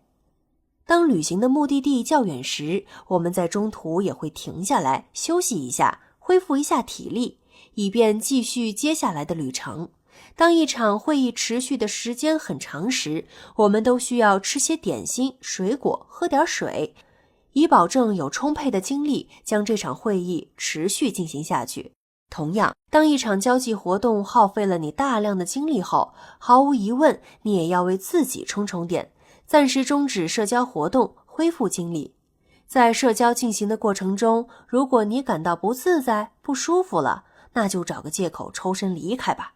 找一处安静的角落独处一段时间，为自己充电。当你准备好之后，再回到社交场合之中，按照你的节奏参与社交，你的社交活动才算是高质量的、有用的。你也不至于拖着疲惫的身体退场，甚至总是对这些社交场合望而却步。第8集，唤醒你心底的外向性格特质。你别以为穿上马甲我就不认识你了，你脱了马甲我照样认识你。这两句话虽然常用于调侃，但是仔细思考，我们可以从中解读出另一番深意。对内向者来说，要通过伪装彻底将自己变成外向者，是一项不可能完成的任务。如果勉力而行，在社交中也只会感到沮丧痛苦，反而无法体验社交带来的乐趣，甚至还会因为不擅长这种社交方式而畏惧参与其中，从而害怕社交。我们每个人都是内向性格和外向性格的集合体，只不过有些人的内向性格比较明显，有些人的外向性格比较明显。所以我们不必刻意改变自己的内向性格，可以唤醒藏在心底的外向性格特质，改变自己在社交中的行为和习惯，享受外向性格在社交中的优势。要想唤醒外向性格特质，在社交中展示自己的独特魅力，我们可以从以下几个方面着手进行。一、转移自己的注意力。在与人交往的过程中，你脑海中想的是什么呢？是自己的表现好不好，还是他人的表现是否令你满意？很多内向者都对自己的情绪过于敏感，他们在社交中将更多的关注点放在自己身上。他们觉得自己在社交活动中的精力是有限的，如果出现一些特殊情况，或者持续很长时间，他们很可能因为精力耗尽而给别人留下不好的印象。于是在社交活动一开始，他们就时刻计算着自己的时间，在心中为自己设定一个闹钟，时间一到，他们就逃离现场，以免被人看出端倪。这种心理暗示使得他们无法真正的享受社交活动的乐趣，而且他们越是担心就越不安，在社交场合就越可能出错。所以要想改变这种社交现状，就要将自己的注意力转移到其他人身上，不要把焦点对准自己，不要只看到自己的紧张和不安，这样才能从社交焦虑中解脱出来，享受人际交往的乐趣。二、少一些偏见，多一些接纳。简·奥斯汀的代表作《傲慢与偏见》是以男主人公达西的傲慢与女主人公伊丽莎白的偏见为线索而写就的。在一次舞会上，达西对伊丽莎白出言不逊，引起了伊丽莎白对他的偏见。后来经过品行不端的威克姆的挑唆，加深了伊丽莎白对达西的偏见。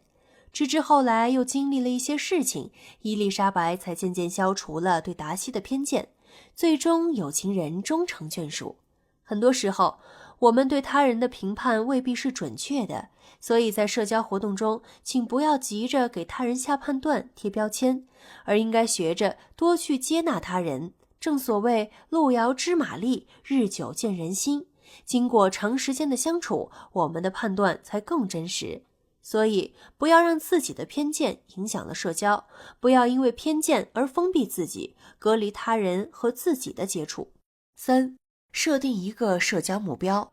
试想一下这样的场景，你连续加班好几天了，终于把一项工作做完了，走在回家的路上，想要好好的补个觉，突然你发现你的偶像迎面走来，此时你还会垂头丧气、精神不振吗？相信你会充满活力，精神为之一振。这是因为见到偶像是你的愿望，对你来说这是一个大大的惊喜，对你是有好处的。当然，这种好处大多是心灵和情感上的满足。其实社交也是如此。如果内向者在参与社交活动时，为自己设定一个可以达成的、对自己有好处的目标，那么他们自然会朝着这个目标努力。在社交中尽量表现得完美，消除自己对社交的顾虑，而这种积极的社交行为也会带动他人的情绪，由此建立一个良性的循环，互相给予积极的作用和影响，使相互之间的交际充满热情。正确的目标会引导内向者展开更多的人际交往活动，使他们在社交中投入更多的注意力，而不会让自己的社交恐惧感来支配这场社交活动。内向性格和外向性格就像是我们衣橱里的一件件衣服，我们不需要去购买新衣服，只需要进行合理的搭配，就可以让内向性格和外向性格都成为增添我们魅力的服装，穿出独特的风格。找到舒适区，让内向者不再害怕社交。如果你是一个内向的人，社交让你感到身心俱疲，甚至令你恐惧，那也没有关系。要知道，总有一些社交场合是让你享受其中的。在这些社交场合中，你会像那些外向者一样，从社交中汲取能量，补充精力。而你现在要做的，就是找到这些令你感到舒服的社交场合。我们都有这样的体会，当我们和不熟悉的人交际时，我们会觉得社交是很累人的，心中十分想要早点结束这场社交活动。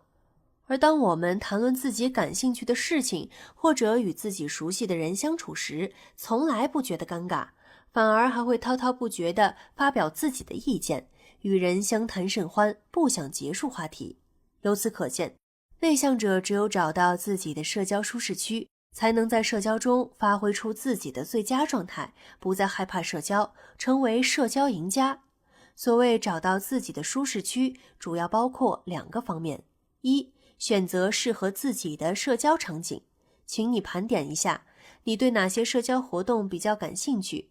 在哪些社交活动中你的表现可圈可点？请将自己经历过的社交场景，这些场景的特别之处，以及与之相似的你想要体验的其他场景，列到下面的表格中。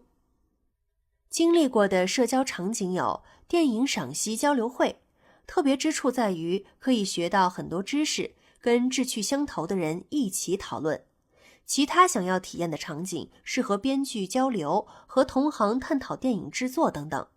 其中，在第1行可以填写好你曾经表现得比较好的社交场景，比如同行交流会、兴趣爱好小组活动和好友骑行旅游等。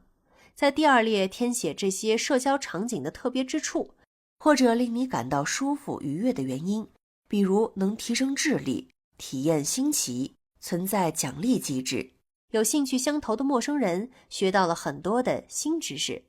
第3列可以参考第2列中的内容，列出具备这些特征，你还想参与的其他活动。在你列完这些曾经发挥最佳状态的社交场景后，相信你对于自己将要参与的社交活动也会了然于胸。2. 找个社交外援。如果你担心独自参加一些社交活动会表现得失常，不如主动申请社交外援，为自己找一个代言人，让他帮你处理社交问题。这样，当你面对一些自己无法处理的社交场景时，就可以寻求对方的帮助。当然，这就需要你找的外援是一个社交能力很强的人。当谈及某个问题时，他能很快地做出反应，并帮助你建立一个谈话框架，而你只需要用细节将这些内容填充进去即可。如果他足够了解你，那么你们的合作会更顺利，也不会出现谈话前后矛盾的情况了。在社交中，内向者更关注所要传达的信息本身，为了确保能准确地表达出自己的想法，他们在对一件事发表看法时会字斟句酌，十分认真地对待每一次的交流，而这种谨慎可能会被误解为拘束、冷漠。有了外援的帮助，就可以很好地避免误解，让社交成为内向者的充电宝。内向者的不未必是不。对于你来说，什么样的社交才算是成功的呢？是结识了更多的人，还是和一个或者几个人进行了一次深入的交谈？当有人提出一个新提议时，你会怎么回复呢？是直接说不，还是欣然接受呢？内向者在社交时更加注重质量而非数量，他们更喜欢和数量不多的人进行意义深刻的交往。对于他们来说，用数量来衡量自己的社交是否成功，是十分劳心费力的一件事儿。如果要让他们像外向者一样，同时与多个人结交，他们只会感到无所适从，甚至会因此崩溃。因此，对于内向者来说，较少的人加上较少的时间，就等于成功的社交。如果在社交中出现一些意外的情况，内向者就不像外向者一样可以妥善处理。在面对这些问题时，内向者往往更倾向于用不来做回应。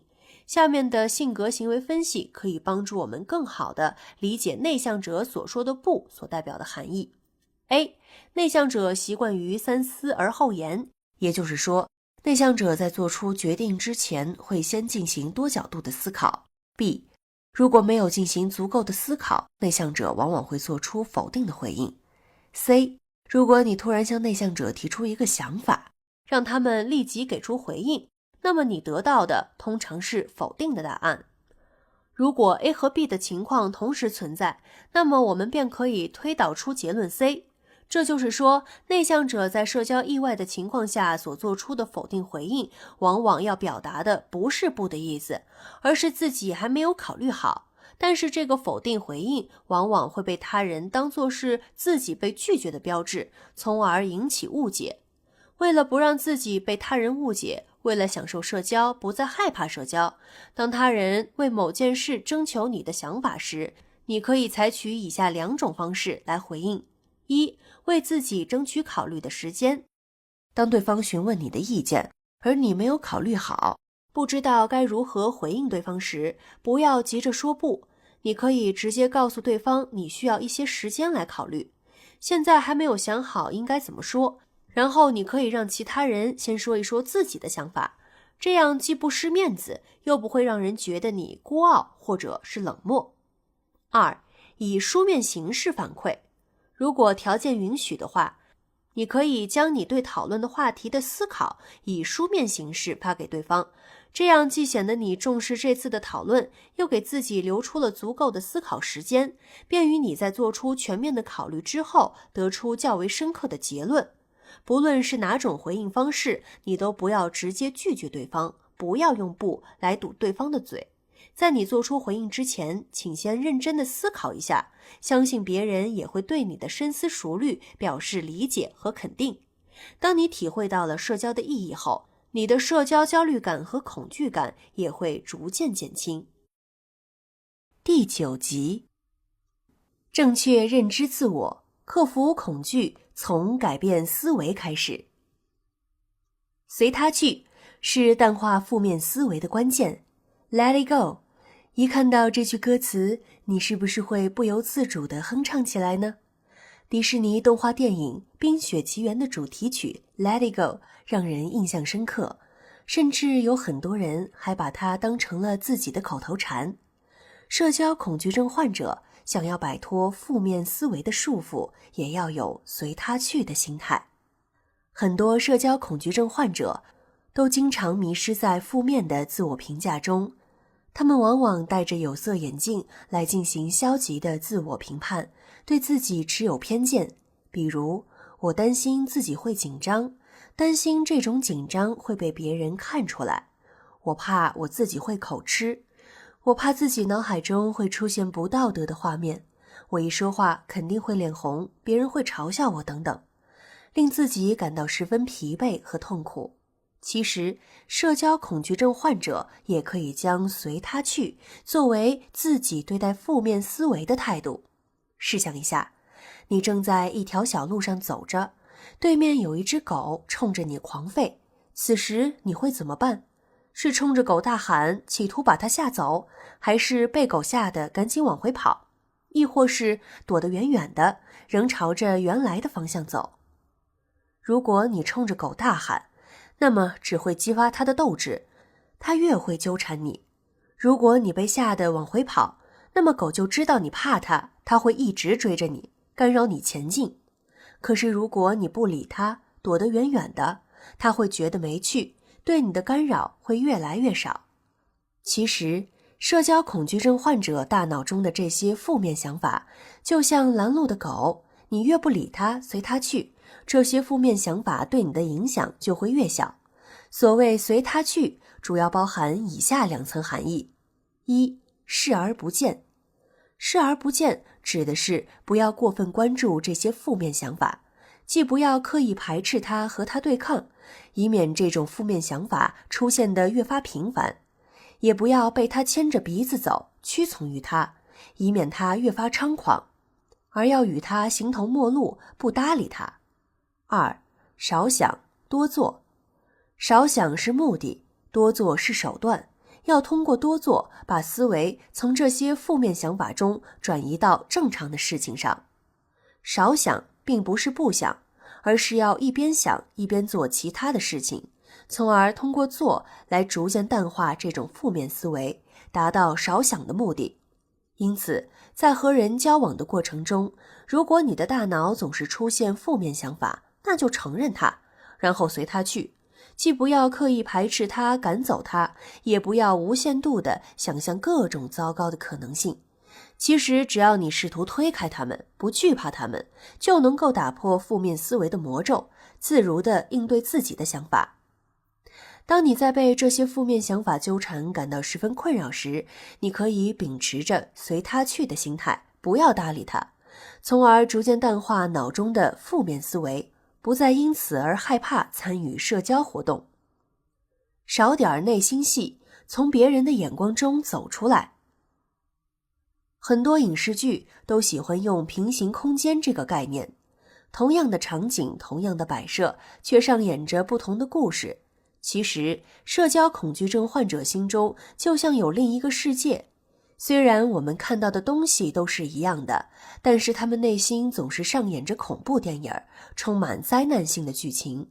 比如在饭店吃饭，服务员等待客人点菜，望着客人时，一般人的想法是他还在等着我点菜，而社交恐惧症的患者想法可能是他在嘲笑我不会点菜，这么磨磨蹭蹭的。在聚会上，几个人围在一起闲聊，社交恐惧症患者会觉着他们都在盯着自己，看出了自己的不自在。在路上偶遇认识的人，对方匆忙走路，他们就会觉得对方是故意假装没有看到自己。一位社交恐惧症患者曾经这样描述自己的感受：在一次交流会上，我拿了一杯酒，此时我的大脑中就开始想象，如果我喝酒了，我就会脸红，身体发抖。如果我脸红，身体发抖，人们就都会盯着我看。如果人们都看到我这个样子，他们就会觉得我不可信，就不再信任我，不会想要和我合作。还有一次，在饭店里，我发现服务生上错了菜，我想要换回来，但是我又一想，如果我提出这个要求，服务生就会很生气，他就不会很好的为我服务了。我们会就此发生争吵，到时整个饭店的人都会看向我们，议论我的行为。即使服务生把菜换回来了，也很可能是不好好做的，那我就会被恶劣的对待了。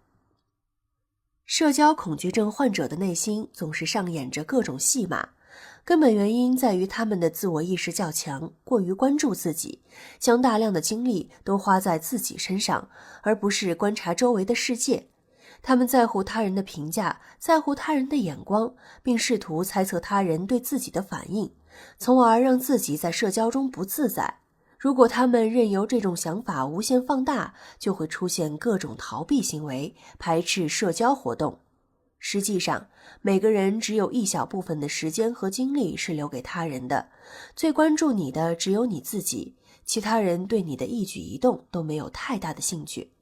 他们也并非想要对你评头论足。社交恐惧症患者做出了一个错误的假设，并将自己置于一个封闭的、被他人围观的透明玻璃瓶中，让自己透不过气来。你心中是否也总是上演一些负面的场景？是否总是担心他人会给你负面的评价？对他人存在消极的自动化观念呢？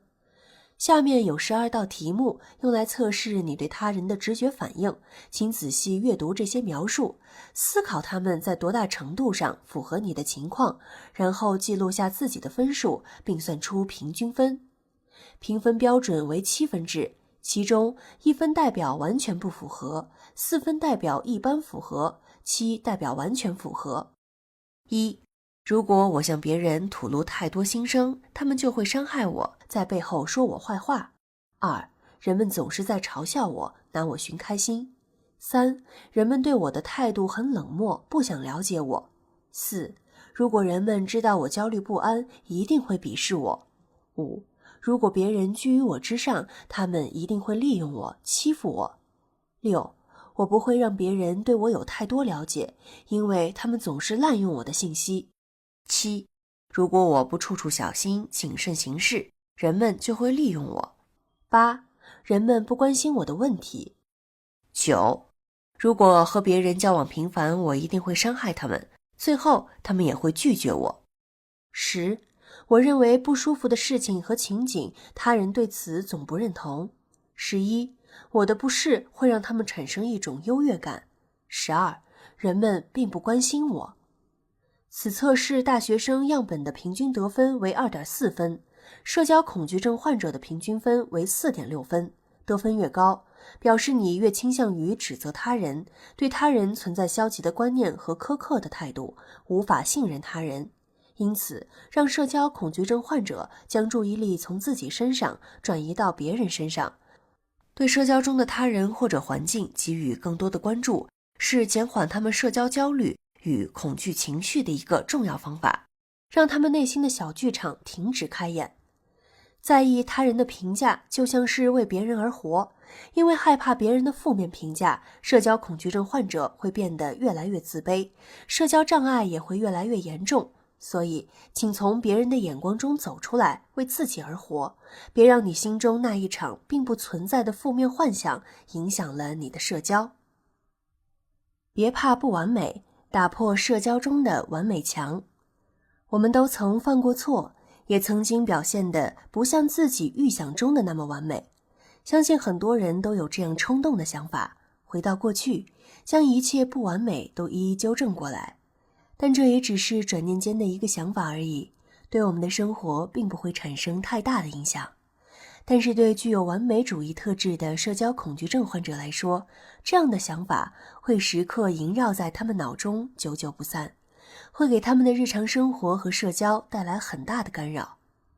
完美主义者对完美有着一种病态的追求，一旦自己在社交中表现不是那么完美，就会陷入深深的自卑和自责之中，对社交活动产生沮丧心理，而且他们会觉得别人也像他们一样，无法接受这种不完美，因而给自己施加更大的压力，使自己对社交越发害怕。要想判定自己是不是一个完美主义者，你可以通过以下问题来进行自测。一、你在工作的时候，如果有人说话或打岔，你是否会注意力被破坏，并且因此感到生气？二、你在购物时，是否不想理睬促销员，而去找那些你需要的东西，然后再做定夺？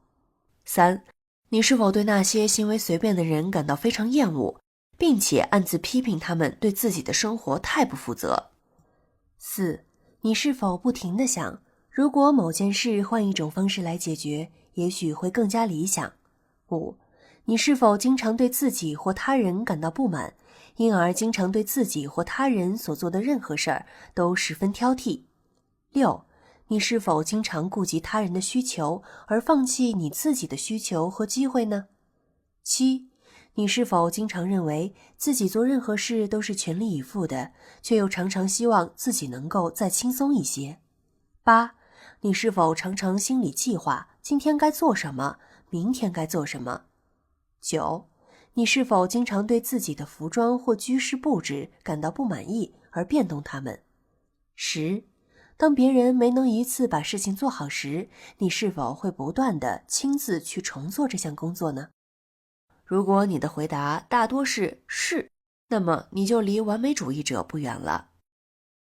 一位患有社交恐惧症的完美主义者曾经这样描述他的感受：只要我一想起自己在社交场合中表现得不完美，我就会感到很有压力。这种感受令我很痛苦，可是我就是无法控制自己这样想。很多时候，我都想把这些不完美纠正过来，想要达到完美，但是我又无法做到。我很痛苦，很纠结，但又不知道自己能做些什么。为了在社交中不再表现出不完美，我只好选择逃避社交。完美主义者为自己在社交时建了一堵完美的墙，为了不打破它，他们只好不再参与社交。有些完美主义者在鼓起勇气参与社交后，如果不满意自己的表现，便会将这堵墙加固加高，逐渐使自己远离社交，从而离自己预想中的完美更近一些。但是我们都知道，想每一件事都达到完美是不可能的。那么具有完美主义特质的社交恐惧症患者应该怎么做才能摆脱社交恐惧症呢？一、树立不完美才是人生常态的观点。我们每个人都有自己的长处和短处，我们在做每一件事时也都很难苛求达到完美。对于不完美的人和事，我们应该保持一颗知足的心，要树立不完美才是人生常态的观点，允许自己不完美，允许自己出错，接纳自己的错误。二、制定符合实际的目标。在做一件事情之前，我们应先制定符合自身实际情况的目标，可以抱着更好的心态完成目标，但不应一味地追求最好、最完美。接纳自己，允许自己犯错，允许自己不完美，翻过不完美的篇章，你才能成就更好的自己。如果你总是被完美主义的思维所困，处处对自己的过错和遗憾耿耿于怀，那么你对未来将会更加的害怕。第10集，不要钻牛角尖，进行积极的自我对话。你有没有这样一种体验？大脑中有一段旋律一直在播放，但是你怎么也想不起来是哪首歌，于是你焦虑不安，苦思冥想，却徒劳无功。等到某一个时刻，你突然想到了这首歌，心情舒畅。你想要找一件物品，翻遍了整个屋子，找过了所有地方，还是没有找到。你确信这件物品丢了，可是在某一天，你发现它就在房间的某个角落。一直想大脑中的旋律，一直找到那件物品，这就是钻牛角尖的体现。对大多数人来说，这只是生活中的一个小部分而已。但是社交恐惧症患者大多都会以这种极端的思维、钻牛角尖的方式来处理社交。比如当他们犯了一个小错时，他们会觉得自己犯了弥天大罪，没有理由被原谅，从而朝着消极的方面去预测、去思考。一位在社交场合因弄脏了白衬衫而在自我介绍时出错的社交恐惧症患者曾经有这样的想法：我竟然用对方的名字做了自我介绍，这简直不可原谅。我把这场社交活动搞砸了，真是太丢人了。我再也不想去参加什么社交活动了。社交恐惧症患者经常被消极的思想和情绪困扰，很少和自己进行积极的对话。其实，积极的对话更具有现实性。消极的想法大多是情绪化的，是经过放大的，而积极的想法则是经过深思熟虑的。而且，积极的自我对话主要用学习者的观点去看待问题，关注的焦点不在于怎么会发生这样的事儿，这事儿造成的影响有多大，而在于我从中能学到哪些东西，我能做些什么来补救。想法决定行为，你大脑中的负面想法会给你带来很大的困扰，因此处理大脑中的负面想法，和自己进行积极的对话，改变消极的认知方式是十分重要的。拜伦·凯蒂提出了4个问题来处理特定的想法。它是真的吗？你确定它是真的吗？当你相信这个想法时，你会做出什么样的反应？如果没有这个想法，你将会是怎样的人？当你在大脑中出现一些负面想法时，如果你问自己这4个问题，你会惊讶地发现自己的这些想法并不真实。在进行了积极的自我对话后，你会拨开迷雾，豁然开朗。超越自卑，增强你的社交钝感力。现在大多数人都在使用微博、微信。当你在微信朋友圈发了一张自己的照片，看到有人点赞评论，你就会很开心。但若其中有99条夸你的评论，而只有1条批评你的评论，你也许就会觉得这1条评论格外扎眼，使你的心情变得不那么美好。而有些社交恐惧症患者在面对自己这些事情时，会将问题归咎到自己身上。他们的想法大多是，这肯定是我的问题，一定是我哪里做得不好，才惹得他这样说我。可实际上，这也许只是他人的正常反应，并没有针对某个人。而社交恐惧症患者因为自卑，因为内心的极度不自信，对别人的评价表现得过度敏感，使自己在社交中表现得战战兢兢。美国科研人员曾经进行过一项有趣的心理学实验，名叫疤痕实验。在实验前，心理学家首先征集了10位志愿者，他们被分别安排到没有镜子的房间中，并被告知此次实验的研究方法和目的。心理学家将通过一些化妆手段，将他们化妆成面部有疤痕的人，然后让他们在指定的地方观察和感受其他人对自己的反应。然后，心理学家请化妆师为每位志愿者化妆，在他们的左脸颊上涂抹逼真的鲜血和疤痕，并让每位志愿者都用小镜子看看自己的面部妆容。接下来，心理学家收走了镜子，并告诉每一位志愿者，为了让他们脸上的疤痕更加持久，他们需要在疤痕上涂一些粉末。实际上，他们并没有涂抹任何粉末，而是用湿棉纱将画出来的血迹和疤痕都擦掉了。但志愿者并不知情，他们仍觉得自己脸上有令人讨厌的血迹和疤痕。志愿者被分别带到了各个医院的候诊室，装成等待治疗疤痕的患者，观察候诊室内人们看到自己的反应。志愿者的感受很统一，他们普遍认为这些陌生人对自己都充满恶意，十分厌恶自己，而且总是无理地盯着自己脸上的疤痕。甚至有一些志愿者列出了许多证据。志愿者 A 说，候诊室里有个胖女人一直用鄙夷的目光看着我。志愿者 B 说，本来有一个中年男子跟我同坐在一个沙发上，但是没过多久他就赶紧离开了，像躲瘟神一样。志愿者 C 说，有2个看起来很有修养的年轻女人一直在偷偷地嘲笑我，如果是2个小伙子，我一定揍他们一顿。其实很多志愿者之所以产生这样的感受，是因为他们内心感到自卑，觉得自己脸上的疤痕是丑陋的，认定自己是有缺陷的，从而在和外界的交往中总是不自觉地寻找证据，以此证实自己的猜想。如果你也喜欢放大坏事的影响，觉得自己没有什么优点，总是抓着自己的缺点不放，那你就是给自己找不痛快。对他人的言行，我们不妨变得迟钝一些，培养自己的社交钝感力。如果你的内心极其不自信，你不妨寻求他人肯定、赞赏的目光，以此来填补内心的不安。挑战你的焦虑想法。对于大脑中出现的一些消极想法，很多社交恐惧症患者在遇到实际情况时，还是不知道该如何应对，如何摆脱消极的想法的困扰。本节以社交恐惧症患者大脑中经常会出现的焦虑想法为例，结合拜伦·凯蒂提出的4个问题的思考方式，给出了一些具体的思考方向。要想摆脱焦虑想法的困扰，社交恐惧症患者的目标就是说服自己，而对自己原有的想法提出质疑是第一步，通过质疑和讨论得出结论，并产生新的较为积极中肯的想法，则是最终目的。1.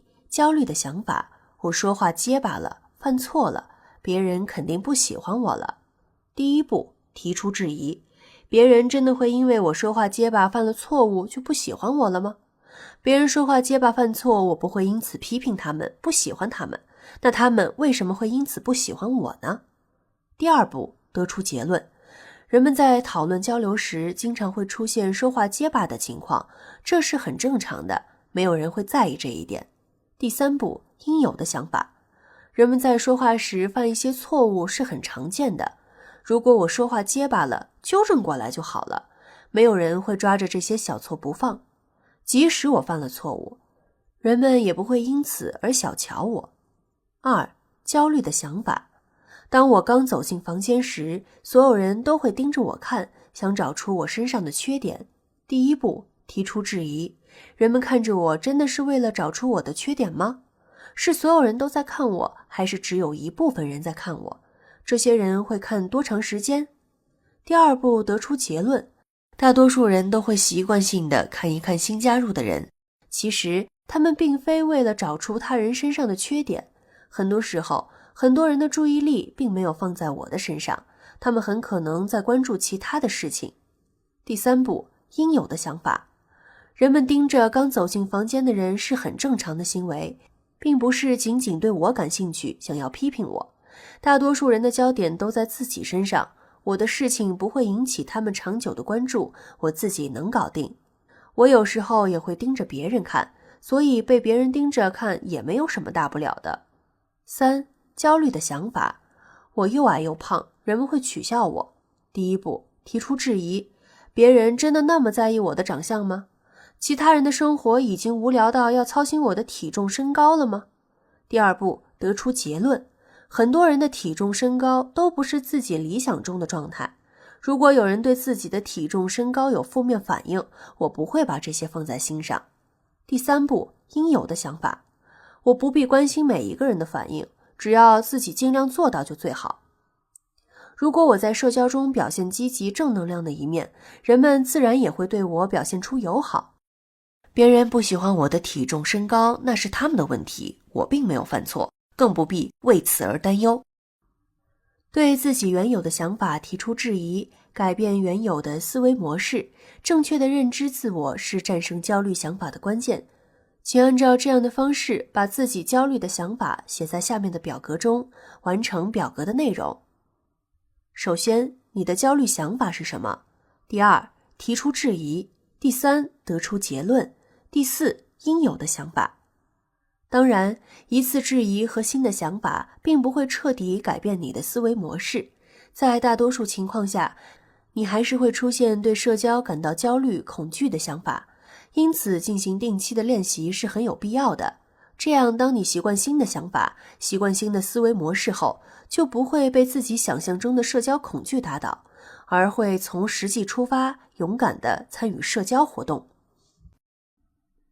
第11集，关注内在信念，用适合的方式参与社交。发掘自我，与众不同也同样受欢迎。对大多数社交恐惧症患者来说，隐藏在人群中，不被他人看出来，成为其中普通的一员，远比与众不同令自己感到更舒服。他们总是担心别人会因为自己的与众不同而对自己另眼相看。顾忌他人无法接受自己的与众不同，因而在和人交往时，他们常用是的，我也这样觉得，对，表示赞同，而不敢表达自己的意义。越是勇于坚持自我，别人也就越容易接纳真实的我们，从而使社交不再令我们感到疲惫，我们会从中获得满足感，体验参与其中的乐趣。所以不要担心他人无法容下自己，向他人展示真实的自我，表明自己的真实感受与想法，这样与他人的沟通也会更加充满趣味，令人回味无穷。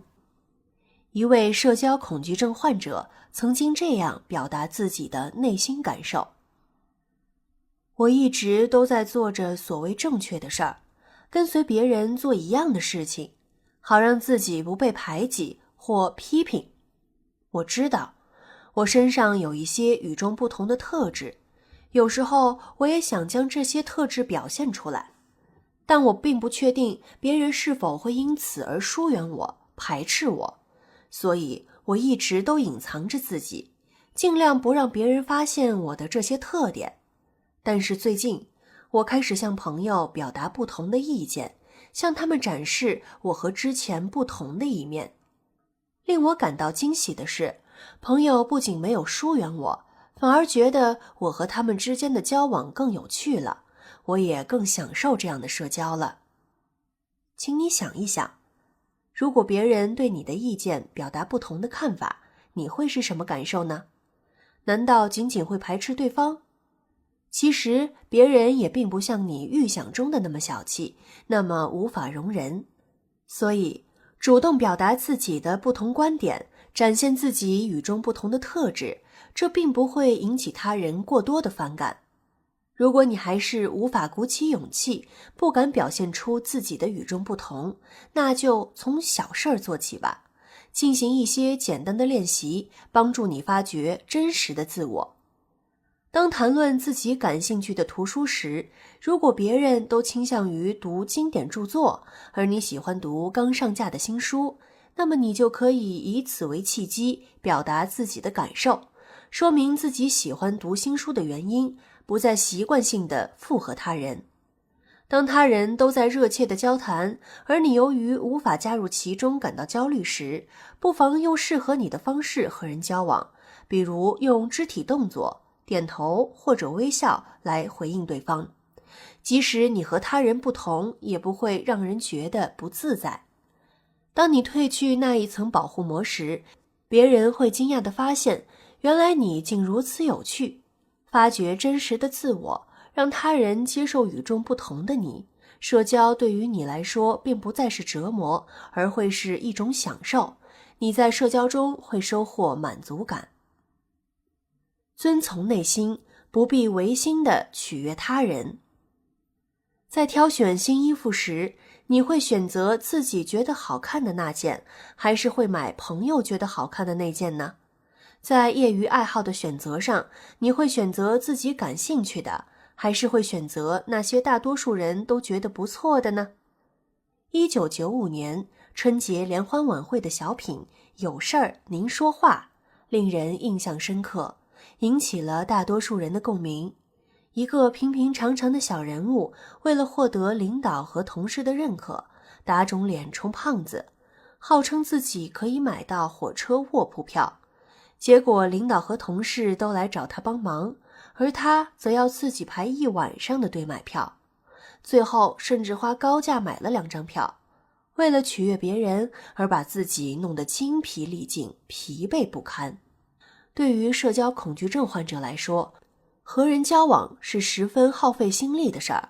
如果还要让他们违背自己内心的意愿，在交往中想着取悦他人，不要让他人不快，那么只会使他们在社交中更加力不从心，从而厌恶社交。对于社交恐惧症患者来说，最好的社交方式不是压制自己的本性，而是遵循自己的内心，与自己的内在力量同行。当然，遵循内心并不表示要回避社交，而是在社交的过程中按照适合自己的方式来参与，不必刻意将自己伪装成善于社交的人，以免这种伪装使自己精力透支。在和人交往时，社交恐惧症患者可以尝试做以下几点：一、不违心的伪装。如果你非要让一个左撇子使用右手吃饭写字，他们肯定会因此很不悦，甚至崩溃。同样的，如果你非要让一个社交恐惧症患者主动和人交往，非要让他们像其他人一样参与社交活动，那只会让他们耗费更多的精力。所以接纳自己，遵从你的内在意愿，用合适的方式参与社交才是正确的选择。如果你想通过伪装的方式给他人留下一个好印象，就会对自己的表现吹毛求疵，好像拿着一个寻找瑕疵的放大镜，不放过自己的每一个错误缺陷，这只会让你对社交越来越有压力。所以不要总想着伪装自己来讨好他人。如果你不善于社交，不妨直接告诉对方，我有点害羞，但是跟你相处时我感觉很愉快。这样的诚实以待远比你刻意伪装要好得多。二、不活在别人的期待里，不从自己的内在感受出发，而从别人的眼光中出发，活在别人的期待里，这是很多人都容易陷入的误区。社交恐惧症患者很在意他人的看法，也看重他人对自己的评价，因此很容易违背自己的内心。鞋子穿在自己的脚上，合不合适，只有自己知道。如果你为了赢得他人口中的好看，而选择了一双穿起来并不舒服的鞋子，结果你只能为自己的选择买单。根据别人的想法和意愿来选择自己的社交方式，活在别人的期待里，违背自己的内心感受。对你来说，他人眼中的最好，未必就是你最好的选择。总之，不要想着去伪装自己，即使你无法掌控人际交往，也不应该被他牵制，令自己精疲力尽。选择令你感到舒适的交际方式，你会发现社交并没有那么难。划定底线，坚持自己的原则。我们每个人做事儿都有自己的原则，有别人不能触碰的底线，在社交中也是如此。我们参与社交时，不应一味地想着要达到他人的预期，而应该坚持自己的价值观。当你以自身的价值观为底线做决定时，即使这个决定不能满足他人的预期，也仍然会为你带来满足感。如果你想要每个人都喜欢你，不让每一个人失望，那只会将自己置于疲惫之中。即使你像陀螺一样旋转不停，也还是无法做到令所有人都满意。因此，你不可能获得所有人的认同。一般来说，如果你遇到的人中有 80% 的人喜欢你，那你就算是社交中的成功者了。所以，不要给自己设定太高的目标，勇于参与社交，勇敢地面对部分人的不认同吧。对于社交恐惧症患者来说，不被他人认同，拒绝他人是令自己很难接受的，但是他们又不想违背自己的原则，于是便会陷入深深的纠结和挣扎中，对自己的社交能力产生怀疑。当遇到此类情况时，可以采取以下方法来应对。一、制作重要程度排序清单。在生活中，我们也经常会陷入两难的境地，比如午餐吃米线还是打卤面。在社交中，我们也会遇到类似的问题，令人难以抉择，比如陪朋友逛街还是陪孩子，参加行业交流会还是去拜访客户。如果你经常因为不知道如何抉择而纠结，那么不妨将你遇到过或者可能遇到的社交事件，按照重要程度制作成一个清单，并对这些事件的重要程度进行评估。这样，当你无法抉择时，就可以按照由重要到次要的方法来选择。这个清单模板应该怎么列呢？先列出来社交事件。第一，拜访客户，介绍公司的新产品。随后列出其重要程度是5颗星。2. 参加图书交流会，重要程度是4颗星。3. 是陪伴家人，重要程度3颗星。当然，你也可以把每个社交事件都按照重要程度打上分，做出更详细的表格，帮助自己做决定。要注意的是，此表格的作用是同时面对2件或多件事情时，不知道该如何抉择，帮助你做出较为正确的选择。若2件事的重要程度没有可比性，当然也就用不到此表格。此外，在不同的情形下，各个事件的重要程度也会有所变化，因此灵活地运用此表格才有助于你更好地参与社交活动。2. 采用非当面沟通。当你不满他人的行为或者想要拒绝他人时，也可以采取非当面沟通的方式。非当面沟通并非回避社交，而是采取一种较为妥当的处理方法。比如，你可以给对方发微信、短信或者打电话，这样既不会让对方当场难堪，但又坚持了自己的意愿和原则。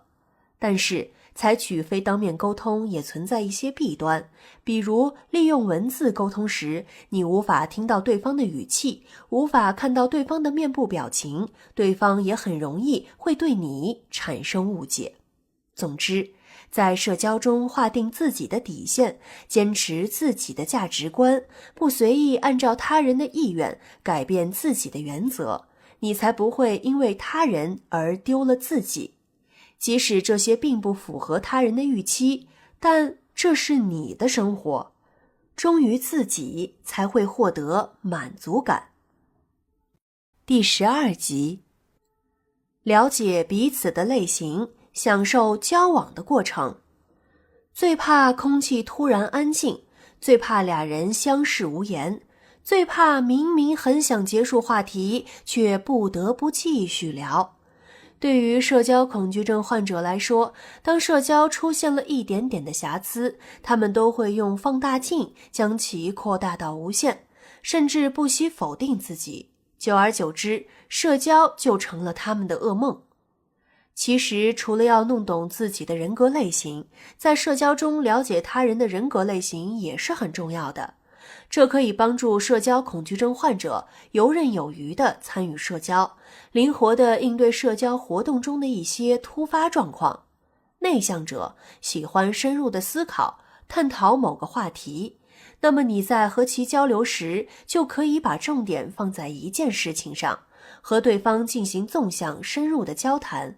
只要一个话题聊得透彻，内向者便会觉得这是一场成功的社交，事后他们对此也会津津乐道。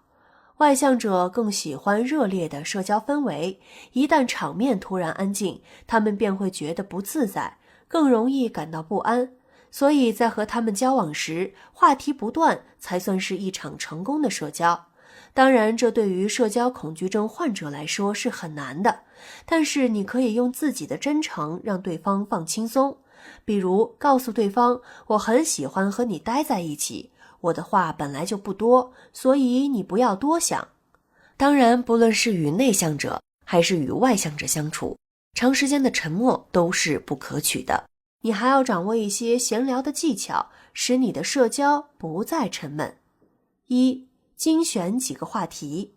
要想让社交有品质、有内容，最有效的方法就是精选聊天的话题，在较少的话题上聊出较多的内容。如果你们的交流只停留在一个话题的表面，那么这场社交并不会让你获得有用的知识或信息，而你总是会费劲地寻找下一个话题，从而使自己身心俱疲。因此，精选几个话题，围绕这些话题进行更深更广的交谈，无疑会在精神和情感层面给双方带来很大的满足感。而对于你来说，最重要的是社交不再意味着压力，不再令你感到恐惧。2. 学习一些接话技巧。有时候一句简单的话会引起对方的长篇大论，如果你可以将聊天话题引到一个有趣的轨道上，那么对方就会沿着这个轨道行驶，给你们带来一场愉快的交流体验。如果你也害怕社交，不知道该如何参与社交，不妨学一学这些聊天金句，帮助你顺畅地接话，并开启下一个话题。常见的接话技巧如下：为什么呀？怎么会这样呢？哎呦，说起来我也经历过类似的事儿呢。这是怎么一回事儿？听说你……来，给我说一说这件事儿吧。这件事儿对你现在的生活有什么影响吗？总之，了解彼此的人格类型，用自己习惯的，对方也觉得舒服的方式参与社交，才会实现社交双赢，避免因为沟通不畅而引起误解，让双方都喜欢上社交。屏蔽过度刺激，设置社交防护。如果你对唱歌有恐惧心理，担心别人嘲笑你，那么当有人邀请你一起去 KTV 唱歌时，你大多会言辞拒绝。即使你到了 KTV， 往往也只会当听众，不会参与其中。社交也是如此。如果你为了战胜自己的社交恐惧，不断地参与社交活动，不给自己预留恢复精力的时间，那只会让自己疲惫不堪，使自己对社交更觉得有心无力。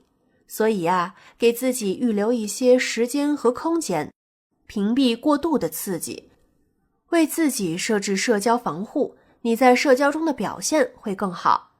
那么，应该如何建立社交防护呢？一、控制信息摄入量。我们一天只有24小时，没有精力去了解世界上每时每刻发生了哪些事儿。在日常社交中，我们也不必去了解每一个人，去跟每一个人进行深入的交流。我们只需要了解近期的要闻大事，与自己生活或工作中有较多交集的人交流就足够了。时间成本是固定的，我们想了解的事情越多，想要交往的人越多，那么分配给每件事、每个人的精力就越少。如果在一件事儿、一个人身上所花的精力不足，那么就很难达到自己的目的。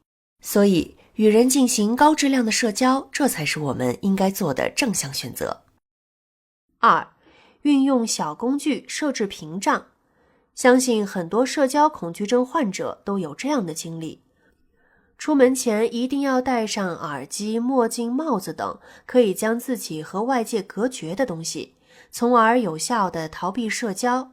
对于大多数社交恐惧症患者来说，试图采取这些行为来逃避社交是不可取的，对于克服社交恐惧也没有帮助。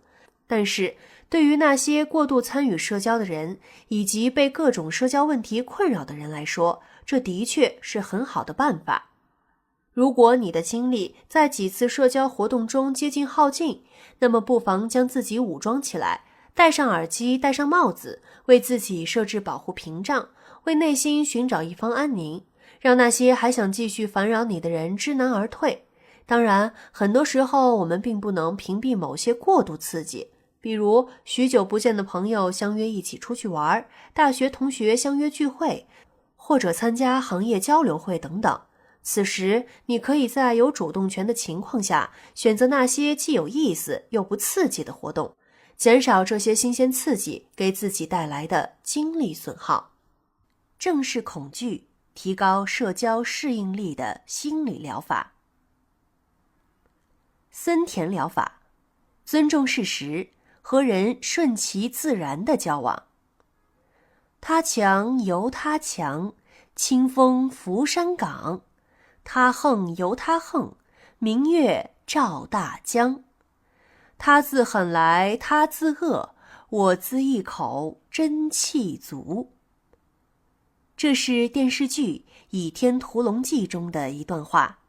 在六大门派围攻光明顶之时，张无忌为救众人，甘心领受灭绝师太3掌。他在前2掌被打到吐血后，猛然悟出了这段话的含义，并经受住了第3掌，化解了灭绝师太之掌的力道。森田疗法和这种武功心法有异曲同工之妙，其倡导顺其自然，为所当为，这就是我们常说的既不硬碰硬，也并非不作为。社交恐惧症患者因为社交恐惧而出现的各种症状，就像感冒时出现的发烧、咳嗽等等。感冒时出现这些症状是很正常的，并不会引起我们强烈的抵触情绪。但是由于社交恐惧症患者并没有和社交恐惧和平共处的经验，不知道该如何应对社交恐惧，因而在陷入其中会十分痛苦。森田疗法注重引导社交恐惧症患者接受现实，以一种自然的状态应对自己出现的各种社交恐惧症状。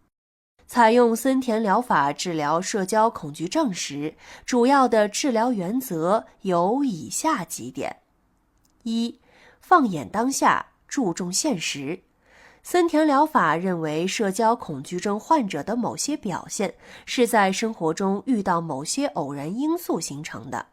出现这些症状未必是坏事，比如细菌或病毒在人体内引起感染时，机体会通过发热，也就是我们常说的发烧，使新陈代谢功能增强，调动机体的防御力量。同样的，这些社交恐惧心理症状也是一种防御机制，是对自身心理系统的一种保护。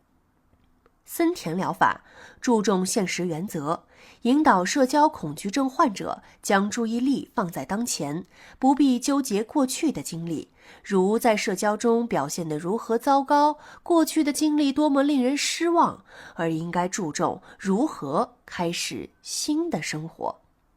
二、顺其自然，接受情绪。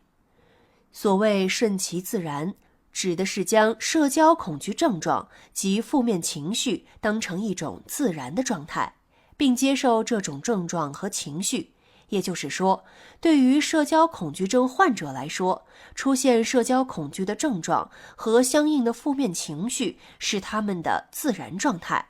而对于非社交恐惧症患者来说，不出现此类症状和负面情绪则是自然的状态。森田认为，应该让社交恐惧症患者怀着顺其自然的心态，接受消极的情绪和体验，将自己的心思集中于应该做的事情上，而不是自己出现的各种症状上。因此，当出现负面情绪时，接受这种情绪，不要恐慌，和这种情绪和平共处，像普通人一样自然的生活。将其看成是感冒时的发烧、咳嗽，才能引导自己的想法和情绪朝着好的方向发展。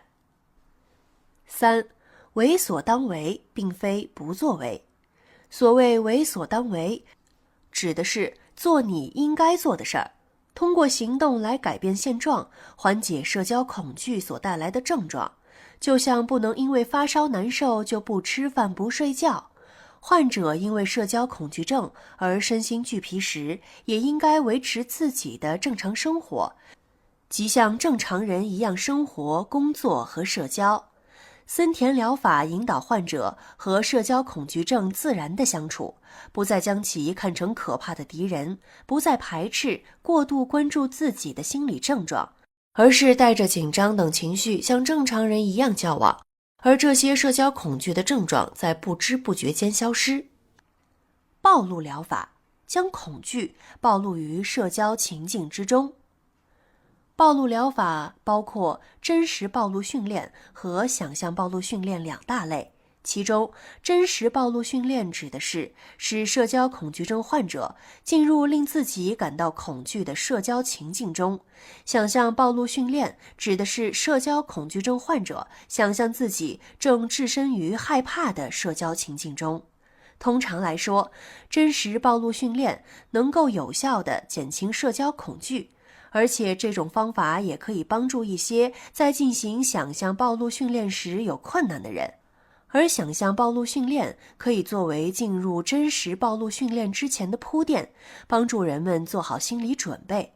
另外，当人们害怕的社交情境在现实生活中很少出现时，要进行真实暴露训练就比较困难，此时想象暴露训练就会派上用场。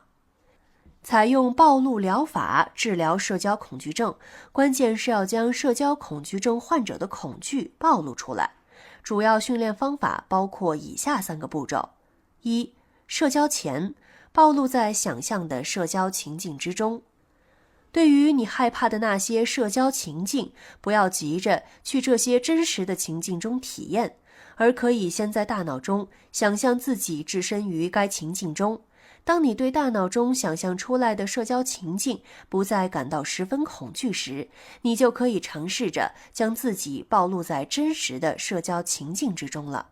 比如，你很害怕在人多的公共场合演讲，担心自己会结巴、会出错，而在现实生活中，这种情境出现的概率是很低的，甚至根本不会出现。那么你就可以在大脑中一遍又一遍地想象这种社交情境，想象自己对着很多人在演讲，慢慢的你就不会再害怕这种场景了。即使这种情况真的出现了，你也会因为在大脑中进行过多次演练而不再怯场。2、社交中，暴露在真实的社交情境之中。将自己暴露于真实的社交情境之中，即使自己对这些社交情境有恐惧心理，想要逃避，也要直面恐惧。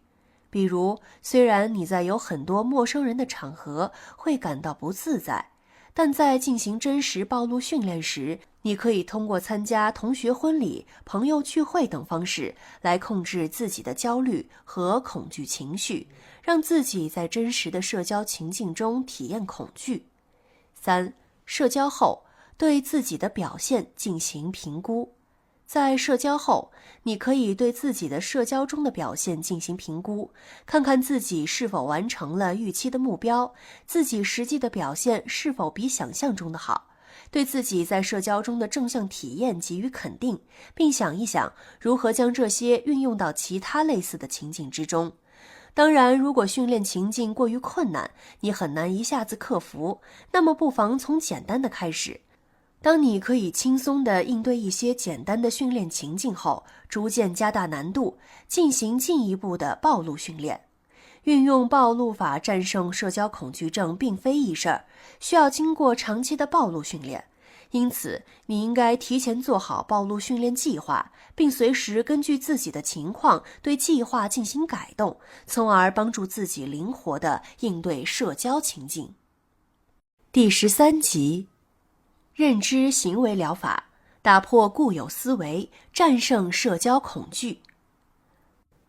认知行为疗法是结合了认知治疗和行为治疗的一种心理治疗方法，通过改变个人的思维和行为模式，来减少失调情绪与行为，帮助人们逐渐面对社交恐惧情境，建立对恐惧的应对能力。认知行为疗法认为，人的情绪来自对遭遇的事情的想法和评价，而并非来自事情本身。认知、行为和情绪是一个铁三角，是互相联系、互相影响的。认知是我们的思维方式，在我们的经历中所获得的经验；行为是我们的表现方式，情绪则要与一定的认知、行为相匹配。情绪和行为的反应是以认知为媒介的。正确的认知会带来积极的情绪和行为，积极的情绪和行为又反过来支持正确的认知，并由此形成良性循环。反之，负面的认知会带来消极的情绪和行为，而消极的情绪和行为又会反过来作用于负面的认知，使负面认知更加扭曲，形成恶性循环。使用认知行为疗法治疗社交恐惧症，在于引导社交恐惧症患者对自己的思维系统进行修正，并通过一些行为训练降低患者对社交的恐惧情绪，使其有精力、有能力面对社交。认知行为疗法在社交恐惧症时，重点主要有以下3点。1、识别社交恐惧的来源。识别社交恐惧的来源，也就是了解自己为什么会患上社交恐惧症，以及社交恐惧到底是怎么来的。在这一阶段，主要是列出令自己感到恐惧的场景，并根据自己的主观感受对这些恐惧场景打分，评估自己对这些社交场景的焦虑指数和回避指数，评分为0到100分。下面用一张表格来表示。首先，在这张表格中分别有3项，第一项是社交场景，第二项是焦虑指数，第三项是回避指数。比如说，社交场景1，在公开场合讲话，那么焦虑指数是90，回避指数是90。社交场景2，大家都注视着我，焦虑指数75，回避指数70。2. 挑战自动化思维。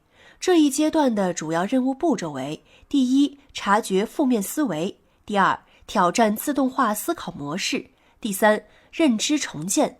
社交恐惧症患者总是习惯性的朝着负面的方向思考，负面的认知又会引起负面的行为和情绪，加重他们对社交的恐惧程度。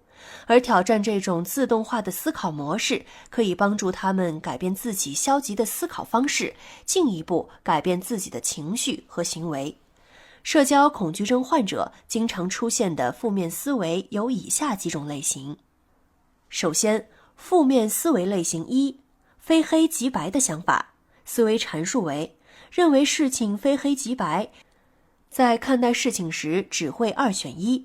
常见想法举例：像明星一样好看才算是有吸引力，我这样的人真是毫无魅力。负面思维类型2，预设负面结果。思维阐述：认为不好的事情一定会发生。常见想法举例：别人一定看出了我的紧张，肯定觉得我是一个没有用的人。负向思维类型3，否定正向体验。思维阐述：认为那些正向的体验行为都是不算数的。常见想法举例：这次社交顺利，主要是因为对方善良友好，并没有我的功劳。负向思维类型4，情绪化推论。思维阐述：将自己的想法强加到他人身上。常见想法举例：我觉得自己很愚蠢，其他人也一定这样看我。负面思维类型5，以偏概全。思维阐述：把注意力放在负面事情上，忽略正向部分。常见想法举例：有一个人对我态度不好，看来我并不适合参加此类社交活动。负面思维类型6，思维阐述：认为自己知道别人在想什么，其实这些想法并不客观。常见想法举例：朋友刚才看了我一眼，但没有和我聊天，他一定觉得我很无趣。负面思维类型8，高估自己。思维阐述：对于自己应该做什么、怎样做都有很高的期待。常见想法举例：我应该是完美的，是不会犯错的，一旦犯错我就完蛋了。这些负面的想法会让社交恐惧症患者越发焦虑，更加害怕社交，妨碍他们的人际关系。因此，认清这些负面想法，并找到证据对这些想法进行反驳，是改善自身境遇的主要方式。常用的反驳问句形式如下：我能确定是这样吗？我的想法是100%符合实际情况的吗？我有什么证据吗？这件事是不是还有其他的可能性呢？朝着好的方向去思考，我还可以有什么样的想法呢？当社交恐惧症患者开始质疑自己的自动化思维，大脑中出现了其他较为积极的想法时，就开启了认知重建的第一步，然后通过正面的强化，就可以让他们逐渐改变自己的负面思维模式。3. 行为训练。这一阶段主要是通过进行放松练习，缓解社交恐惧症患者的焦虑反应。这一阶段的放松训练主要包括以下3步。1. 缩小注意范围，即只关注自己当下正在做的事儿，不要总是注意别人的想法和现场情境。对与当前所做事情无关的内容不予理会，比如在演讲时，将注意力放在演讲内容上，而不是听众的表情反应，更不去揣度别人的内心想法。2. 调整呼吸。调整呼吸对于人们的身心有很大的影响。均匀缓慢的深呼吸可以使身体细胞充分吸收新鲜的氧气，让自己的身体和情绪都得到放松。3. 放松肌肉。放松肌肉的方法有很多，在刚开始练习时，可以从身体的某个部位开始，比如从左脚开始，一边将注意力放在脚上，一边进行均匀的深呼吸，让脚自然放松，然后再放松左腿的肌肉，接着是右脚、右腿、臀部、腰部、背部、腹部、颈部等等，配合呼吸，让全身的肌肉都逐渐放松。练习这些放松的技巧，让身体进入自动化的放松模式，这样当社交恐惧症患者在社交场合感到紧张焦虑时，就可以通过这种方法来放松，从而缓清自己对社交的焦虑和恐惧情绪。值得提醒的是，认知行为疗法中的行为训练也可以和暴露疗法相结合，通过暴露的方式来强化社交恐惧症患者的行为，帮助他们克服社交恐惧。系统脱敏法，通过逐渐的刺激提高社交能力。系统脱敏法又称相互抑制法，是由美国学者沃尔帕创立和发展的。系统脱敏法教给人们某种放松的方式，然后由强到弱地向人们展示令其感到有威胁的客观事物或情境，从而使引起人们恐惧或焦虑的社交情境逐渐丧失其对人们的影响，使得人体逐渐脱敏，达到抑制恐惧情绪的目的。古人也曾经用系统脱敏法来进行治疗，比如《儒门释亲》一书中记载了这样一个故事。魏德兴的妻子出行时，在一家旅社住宿，当天夜里碰到盗贼洗劫，魏夫人因此受了惊，之后一听到声响便会受惊昏倒，不省人事。从此家人们都不敢贸然弄出声响。几年过去了，一个名叫张从正的大夫治好了他的病症。在诊断后，张大夫让2个侍女将魏夫人按在椅子上，并用木头猛敲桌子。魏夫人很害怕。张大夫说：“我用木头敲桌子，有什么可怕的？”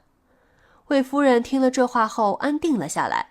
张大夫继续用木头敲桌子，魏夫人不像刚才那么害怕了。接着张大夫又用木头敲门，又暗中让人去敲魏夫人背后的窗户。魏夫人慢慢地从惊恐中平定下来。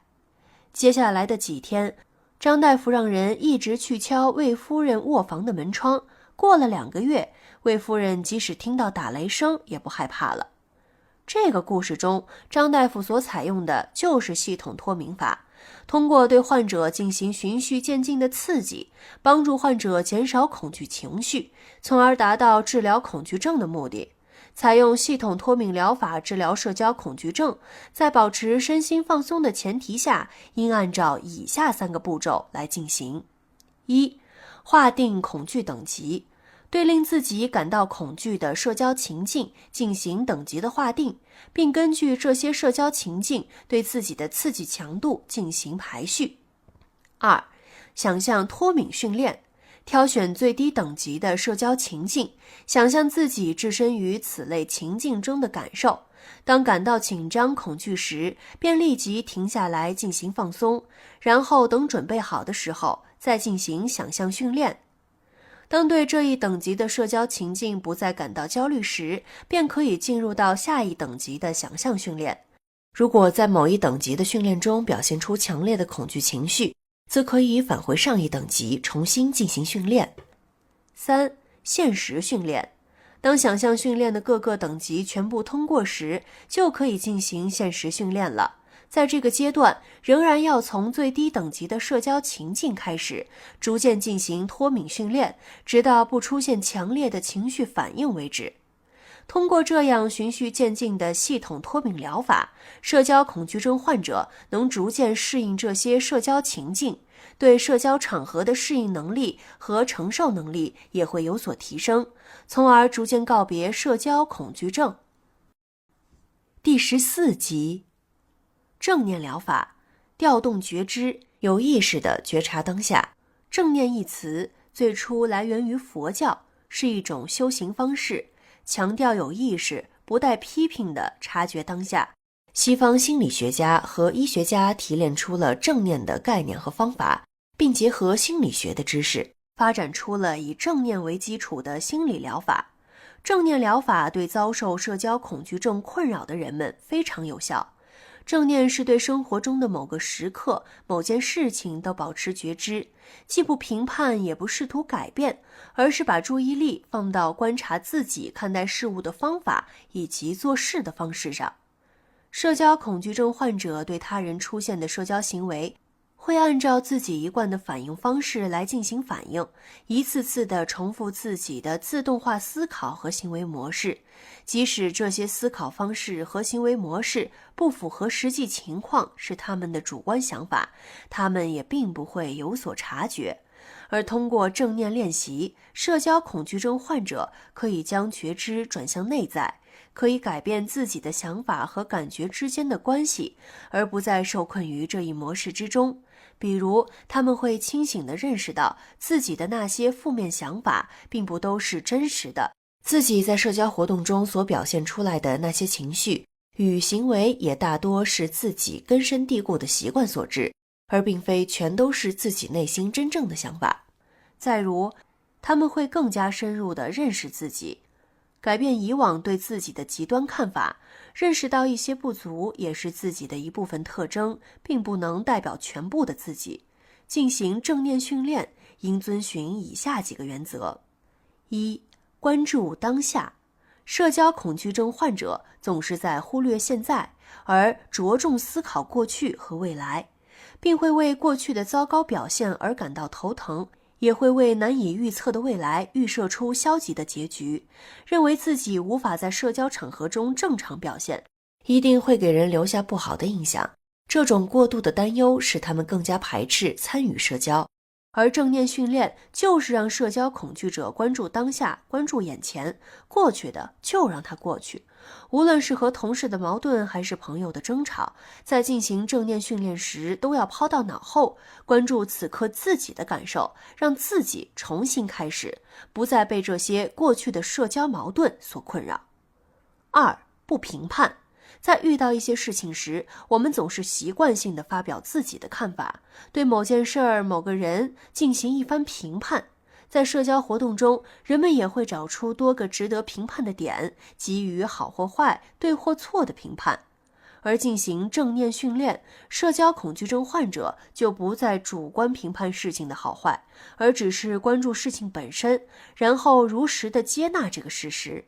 这样他们就不会因为某些事情是否发生，自己的表现是否恰当而产生极大的心理波动。三、不强求。你有没有过为了找手机翻遍了书包，却发现自己手里正拿着手机打电话？你有没有过在厨房里为了找那一袋方便面乱翻，直到家人提醒方便面就在你面前的架子上？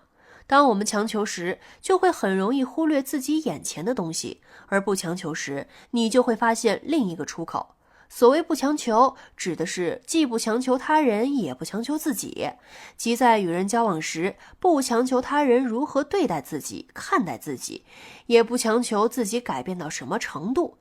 有时候强求反而会影响目标的实现，放弃对最终结果的期待，使自己在社交中向前迈进。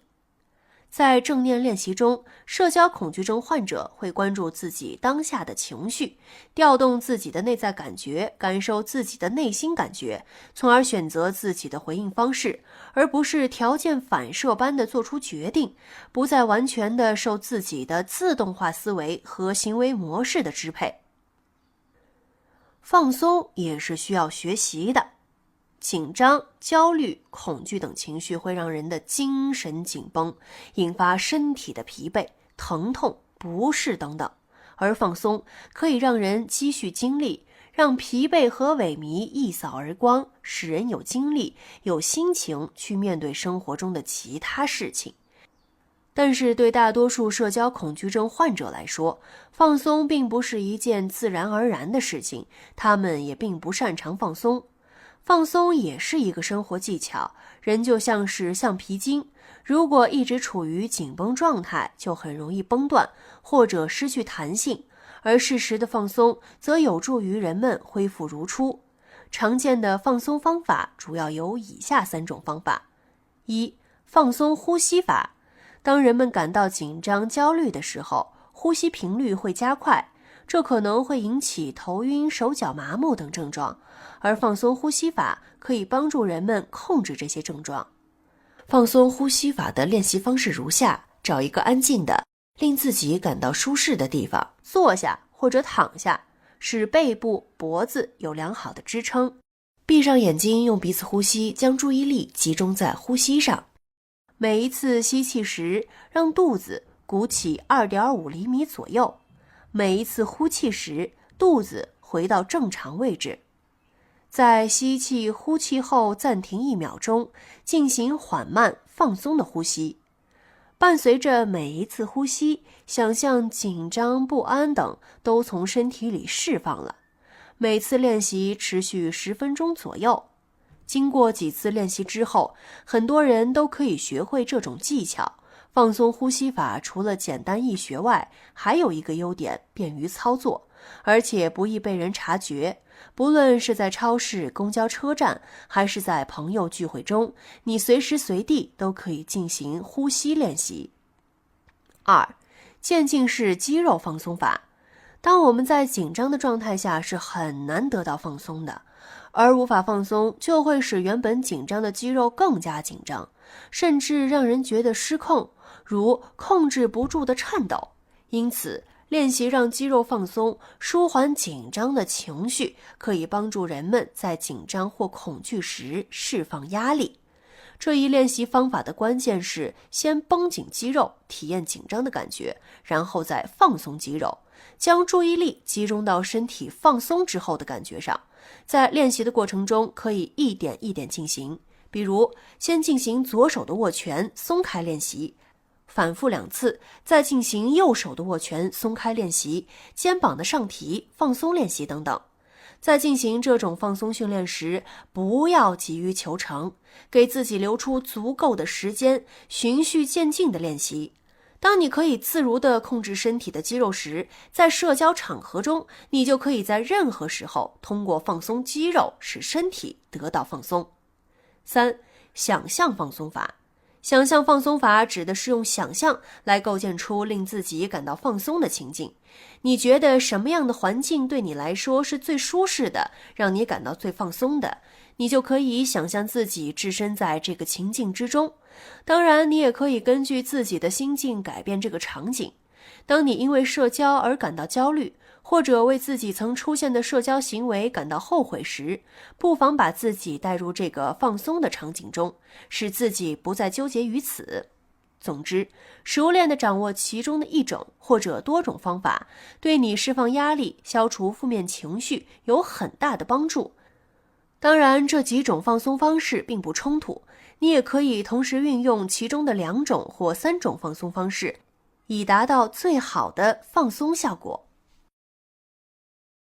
第15集，融入社交圈，在实践中走出恐惧的阴霾。自我表露，用言语和非言语表达自己的感受。我们不是天生就会游泳、滑雪、打乒乓球的，都是在不断的锻炼和学习中逐渐掌握这些运动技巧的。其实，社交能力也一样。我们也可以通过锻炼使自己变得善于交际，成为享受社交的一员。很多社交恐惧症患者往往难以和他人接触，在和人接触时不知道该如何表达自己的感受。多数时候，他们的言行给人一种冷漠、疏离之感。因此，学着用言语和非言语等方式来表达自己的感受。试着让自己融入社交圈，让对方明白你的感受，同样你也会获得对方的反馈，而不仅仅是你的凭空猜测。很多社交恐惧症患者都误认为成功社交需要会说，是用嘴说，而嘴笨的他们就只能成为社交失败者。其实不然，身体语言同样会为你说话，它也是交流的一部分。一般来讲，非言语传达的信息占所要传达的信息 65% 到 93%， 而且由于大多数的非言语信息是无意识中传达出来的，所以人们也更相信非言语信息。在社交过程中，学着用言语信息和非言语信息来表达自己的感受，这比隐藏自己的情绪更容易。在和人相处时，社交恐惧症患者可以采取以下3种方式来表达自己的情绪和感受。1、倾听和回复。社交是一个互动的过程，不论交际双方是滔滔不绝还是缄默不言，都不算是一次成功的社交。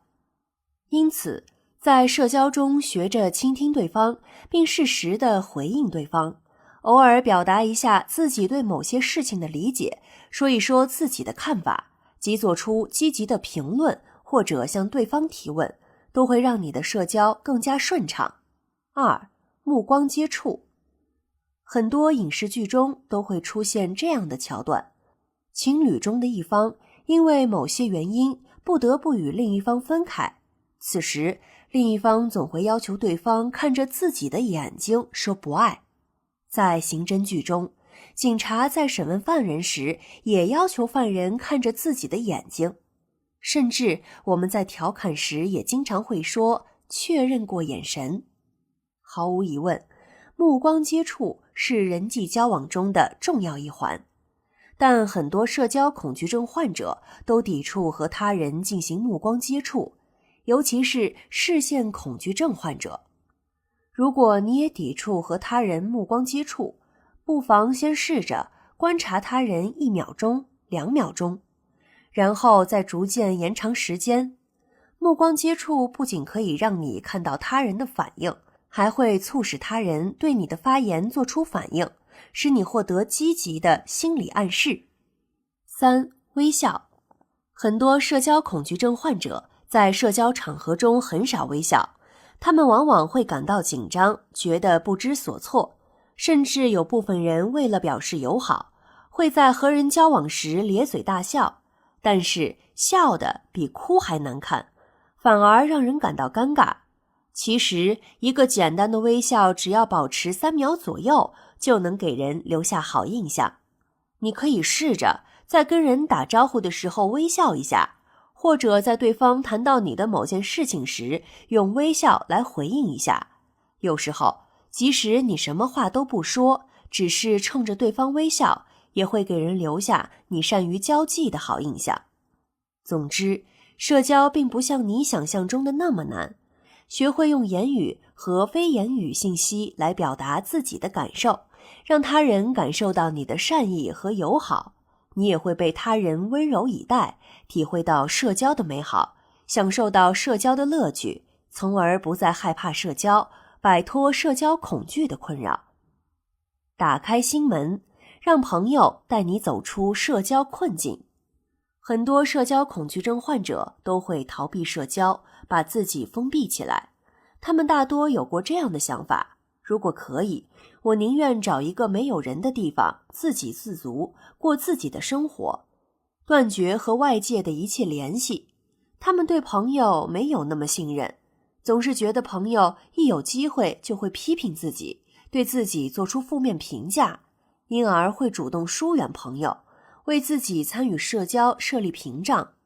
有研究表明，那些拥有更多朋友和朋友、家人关系更好的人，在身心方面也更加健康，而且在朋友和家人的帮助下，他们更容易产生满足感和幸福感，也能更好地应对生活中出现的问题。当你遇到困难与挫折时，朋友会给你提供建议与情感上的支持，成为你的精神支柱。所以，不要排斥你的朋友，不要拒绝他们的帮助，打开心门，让朋友了解你的社交困境，并让他们带你走出社交困境。现在，请你结合自己目前的实际情况，在下面的表格中选出和自己当前的状态最符合的一项，了解一下自己和朋友的交往状况。首先是活动名称。1、和朋友聚会，或者是在自己家或朋友家。这个频率有每天或几乎每天，1周2次左右，1个月2次左右，少于1个月1次，或者从不。活动名称2，和朋友聚会，既不在自己家，也不在朋友家。频率，每天或几乎每天，1周2次左右，1个月2次左右，少于1个月1次。从不。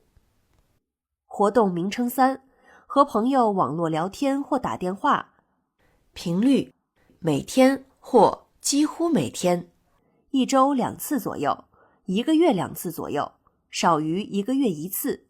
从不。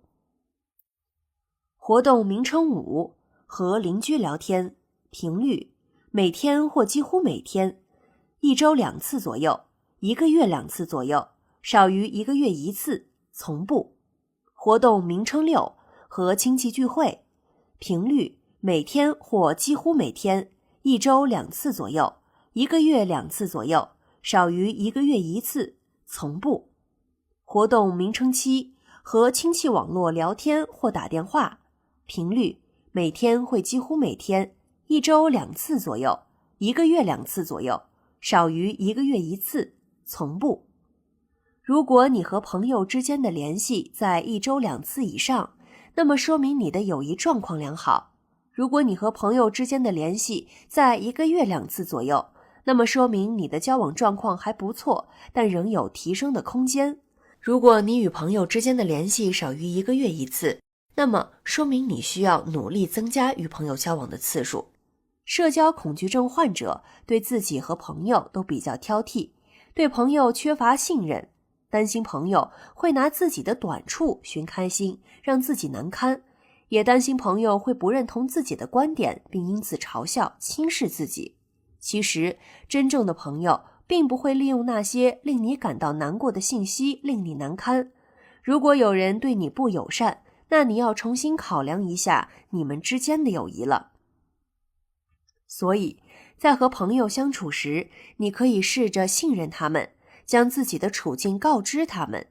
当你因为害怕社交而不得不拒绝朋友聚会的邀请时，你可以把自己内心的矛盾说出来。当你因为在人多的场合感到不自在时，你可以向朋友说说自己的感受，并寻求朋友的帮助。相信朋友，让他们成为你的后盾，成为你参与社交活动的加油助威者。当你打开心扉和朋友交往，与他们分享你的感受时，你们之间的友谊会更加深厚。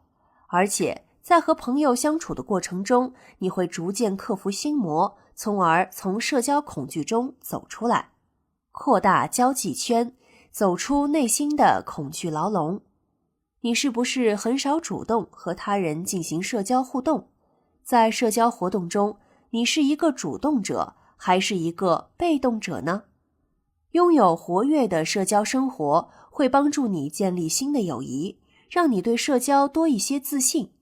如果你不善于和别人相处，总是逃避和人交往，或者总是与固定的几个朋友聚在一起，不敢去建立新的友谊，一旦置身于人多的场合就浑身不自在，被社交恐惧所折磨，那么扩大你的交际圈，主动参与社交活动，你会在社交实践中战胜内心的恐惧，摆脱社交恐惧的束缚。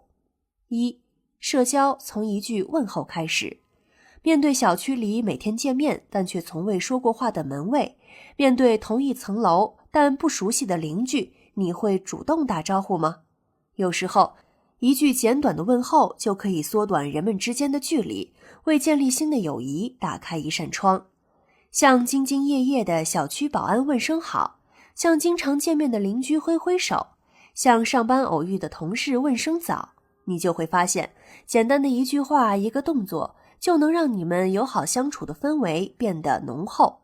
打破自己的舒适区，主动接近他人，和他人互动，你内心对社交的恐惧也就不会被无限放大。当然，在刚开始时，你可能很难开口，担心他人对自己的评价、表情、动作可能会很不自然。但当你获得他人友好的反馈时，你就会知道自己原本的那些负面想法并不会真的出现，这样你就可以放下恐惧，大胆地问候他人吧。2. 别让习惯性拒绝操控你。我明天有事儿，去不了你的生日聚会了，你们玩得开心点。哎，这周末我有约了，实际上并没有。无法参加社区举办的下象棋活动了。哎呦，我晚上要加班，你们去吧，我就不去了。当有人要求你参加一些社交活动时，你是不是也会找类似的借口拒绝呢？你没必要接受每一个邀约，但也不必拒绝所有的邀约。如果其中有你很感兴趣的活动，那就不要习惯性的拒绝。要知道，每一次社交活动都是你直面内心恐惧的机会。如果你犹豫不决，不妨先思考一下，比较一下接受和不接受这些邀约的理由，然后尽可能多的接受邀约，面对内心的恐惧。3. 主动组织社交活动。如果你会因为进入一个陌生的环境而感到恐惧，也可以试着在自己熟悉的环境中组织社交活动，如邀请别人来家里做客。当然，你可能担心别人会批评你家中的摆设，会质疑你家中的装修风格，会不满意你的厨艺。那你不妨将自己的担忧和恐惧都写下来，然后问问自己，这些问题是否真的存在？如果自己是被邀请的一方，是否会做出负面评价？只要你做好了充足的准备，那么一切都不再是问题。还有一点需要注意，邀请他人来家里做客的根本目的是为你自己营造一个舒适的社交氛围，让你战胜内心的恐惧。所以，你应该给自己留出足够的时间和他人相处，不要以准备饭菜、收拾房间等为借口，逃避和他人接触。当然，为了丰富你的社交生活，不再受恐惧摆布，你还可以提前计划一些社交活动，如报名参加健身班、志愿者活动、户外运动等等。总之，扩大你的交际圈，在实践中体验社交的乐趣，你便会少一点恐惧，多一点享受。冷静思考，在社交冲突和批评中修炼内心。在和人的相处过程中，冲突和批评都是不可避免的，而处理冲突、面对批评则是我们应该学习的。尤其是对社交恐惧症患者来说，接受冲突和批评，允许出现分歧与失误，也是一种挑战。在社交中出现冲突和批评时，社交恐惧症患者往往会将错误直接归咎到自己身上，极端地认为这是一次失败的社交，甚至会暗下决心再也不参加此类活动。其实，社交中出现冲突和批评是很正常的。掌握应对冲突和批评的办法，学会在冲突中解决问题，在批评中成长，才能让内心修炼得更加强大，让自己不再害怕社交。面对社交中的冲突和批评，社交恐惧症患者可以采取以下方法来应对。1. 不逃避。社交恐惧症患者在和人接触时，习惯逃避冲突和批评，有些冲突在回避后会自行化解，但是有些冲突则会逐渐发酵，直至无法避免，甚至给双方都造成更大的伤害。因此，在冲突变得更加严重之前，不逃避，直面并处理冲突，才不会让情况变得更糟。2. 进行客观的思考。社交中出现冲突，被他人批评，难道都是自己的责任吗？别人是不是也有失偏颇的地方呢？为什么会引发冲突？别人经常在什么情况下批评我？别人的批评有道理吗？当出现批评与冲突时，你是否会思考这些问题？其实进行客观的思考，可以帮助你更好地理解冲突和批评，对自己所参与的社交活动看得更加深入。所以，当你深陷冲突和批评中时，不妨当一个睿智的观察者，冷静地考虑自己的所言所行，不逃避，不推卸自己的责任，但也不应将所有的责任和错误都归咎到自己身上，从而害怕社交。3. 不过激的回应。有些社交恐惧症患者在面对冲突和批评时，会试图以暴制暴，觉得他人对自己有意见，是故意在针对自己，因而会找借口维护自己的观点，不接受对方的批评，从而使冲突愈演愈烈。自己心中对社交的好感度也会直线下降。其实此时最好的处理方式便是解决问题，找出冲突和批评的根源，并想出相应的解决办法，而不是互相指责。所以，当你作为社交冲突的当事人时，不妨先让自己冷静下来，告诉自己，事到如今，我们还是先想一想有什么办法来解决问题吧。起起落落是人生的常态，冲突和批评也是社交的一部分，不要因噎废食，不要因为曾经出现的社交矛盾而害怕社交。其实，处理冲突和批评也是一种社交技能。正确的处理冲突，面对他人的批评，这些都将成为你社交中的宝贵财富，提升你的人际交往能力。第16集，学点社交技能，吃下定心丸，让你不再担忧。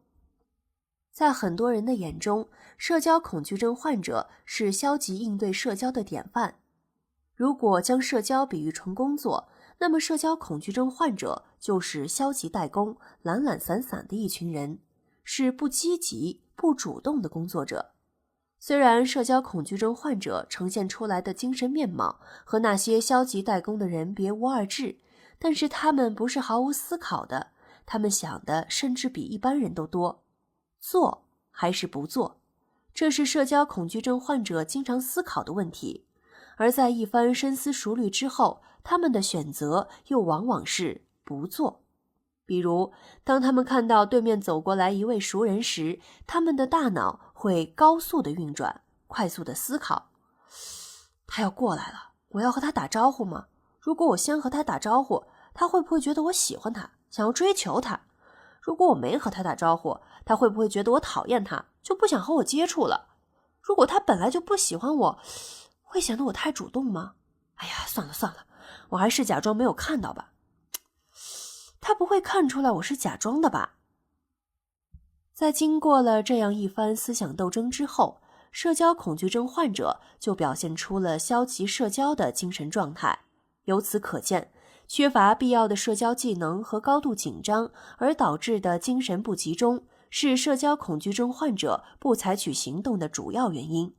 因此，让社交恐惧症患者学习并掌握一些社交技能，能帮助他们更从容地应对社交情境，以积极的态度和全新的精神面貌去参与社交。社交恐惧症患者可以从以下2点切入，帮助自己开展一段顺利的对话，和他人舒服的相处。1. 学会赞美和接受赞美。赞美定律告诉我们，每个人都渴望得到他人的赞美。在人际交往中，一句赞美的话会瞬间打破双方的心理隔阂，使我们的人际关系迅速破冰，让交际的氛围变得融洽。当你不知道该以什么话题开启社交时，不妨给予对方赞美吧。要赞美对方，可以从以下几个方面着手。赞美对方的衣着服饰，比如，我喜欢你的这身衣服，真是太漂亮了。你的耳环是在哪儿买的？真好看。这身西装是量身定做的吗？太符合你的气质了。赞美对方的身材长相，比如，你是怎么保持身材的？我真想跟你取取经。赞美对方的某项技能，比如，哎呦，刚才你的歌唱得太好听了。哟，你家里的盆栽修剪得也太有型了吧，能不能教教我呀？赞美对方的某种个性特征，比如，我喜欢你的性格，我也想像你一样开朗，你的笑容好有感染力，总是能让我也开心起来。或者赞美对方的物品，比如，这个水杯真可爱，萌萌的，这辆车也太酷炫了，你的眼光真是一如既往的好。除了赞美他人外，学着接受赞美也是很有必要的。比如，有人夸你的新发型好看时，如果你回复类似于，我其实不太喜欢这个发型，我觉得这个理发师不太让人满意，这样的话只会反驳了对方的面子和好意，使对方不开心，也会使双方的交往陷入尴尬的局面。最好的回复是对赞美给予积极的回应。当你受到他人的赞美时，不妨笑着表示谢意，同时肯定对方的意见。比如，你可以这样说：谢谢，我也觉得这个发型还不错，换了个发型，心情也舒畅了许多。当然，对于社交恐惧症患者来说，不论是主动赞美他人，还是坦然地接受他人的赞美，都十分具有挑战性。如果你也觉得这是一件有挑战性的任务，那就给自己制定一些规矩吧。比如每天至少说出2句赞美，至少夸赞2个人等等，让自己避无可避，勇敢地面对社交。2. 让自己有话可说。要顺利地和人交往，就要让自己有话可说，而社交恐惧症患者在社交中的表现刚好与之相反，他们不知道能说些什么，该说些什么。其实要开启话题并不难，可以从以下几点入手。说天气，比如今年冬天北京一直没下雪，也不知道雪什么时候才能办好进阶证啊。最近一直刮风，把雾霾都吹走了，天气还真是不错。说新闻，比如前段时间春节档的电影总有资源流出，现在国家对版权方面的要求更严格了。说娱乐，比如流浪地球这部电影你看了吗？这个特效制作真是让人眼前一亮。要保持身材可太难了，我前几天加班，连续吃了几天夜宵，现在看起来胖了1圈，有什么运动可以快速减肥啊？说糗事儿，比如上次我逛街看到一个很可爱的烟灰缸，一冲动就买了，买回家我就后悔了。我和我家人都不抽烟，一个烟灰缸摆在那儿，总觉得怪怪的，可是又舍不得扔掉。当然，自曝糗事也要有个度，说自己的小错误无伤大雅，但是不要用力过猛，以免给对方留下坏印象。如果你想让这场谈话继续下去，就要对你找的聊天话题有自己的理解，尤其是在聊新闻、电影、时事等主题时，你要有自己的想法，对方才更乐意接你的话茬，也会愿意和你相谈甚欢。所以平时多了解一些生活常识，深度研究一些电影，积累发生在身边的趣事儿，这都会为你的社交增加谈资。3. 礼貌的告别。告别在人际交往中也是一门学问。良好的告别会为此次社交画上一个完美的句号。当你们的谈话步入尾声，或者因为某项特殊原因需要终止谈话时，有礼貌、有技巧的告别语会为你加分，让别人对你多一分好感。成功的告别语应该包含以下3个信息。谈话要结束了，比如如果时间允许，我真想跟您再聊一会儿。不好意思，我有事要提前离开了。我很享受此次交谈，比如很高兴跟您交流，我受益颇多。期待下次相约，比如希望下次有机会跟您长谈。很多事都是知易行难，不论是赞美他人、接受他人的赞美、寻找聊天话题，还是礼貌的告别，对社交恐惧症患者来说，这些都是挑战，都需要一点一点的练习。而在掌握了这些社交技能后，他们就会对参与社交多一份自信，少一点焦虑和担忧。克服低自尊，塑造积极的社交形象。自尊是个体在和他人比较的基础上对自己做出的一种评价，而在这个比较的过程中，如果比较的方式不恰当，就很可能令人产生挫败感。对于社交恐惧症患者来说，这种挫败感会让他们产生我是一个失败者的想法，尤其是当他们在社交中表现不当时，这种强烈的挫败感会一直困扰着他们，使他们越发想要逃避社交。因此，真正的了解自己，了解自己是怎样看待自己的，了解对自我价值和自我接纳的总体感受，然后鼓起勇气改变那些负面的影响，你便不会再被一点点的挫折吓倒，不会因为一次的失败而否定社交给你带来的好处。下面这个自尊量表可以帮助你对自己的积极感受和消极感受进行评估，请阅读下面的题目，并根据自己的真实想法做出选择。此量表总分为10到40分，分值越高，代表自尊程度越高。题目1：我感到我是一个非常有价值的人，至少和他人在同一个水平上。非常符合4分，符合3分，不符合2分，很不符合1分。题目2：我感到我有许多好的品质。非常符合4分，符合3分，不符合2分，很不符合1分。题目3，归根结底，我觉得自己是一个失败者。非常符合1分，符合2分，不符合3分，很不符合4分。题目4，我能像大多数人一样把事情做好。非常符合4，符合3，不符合2，很不符合1。题目5，我感到自己值得骄傲的地方不多。非常符合1，符合2，不符合3，很不符合4。题目6，我对自己持肯定态度。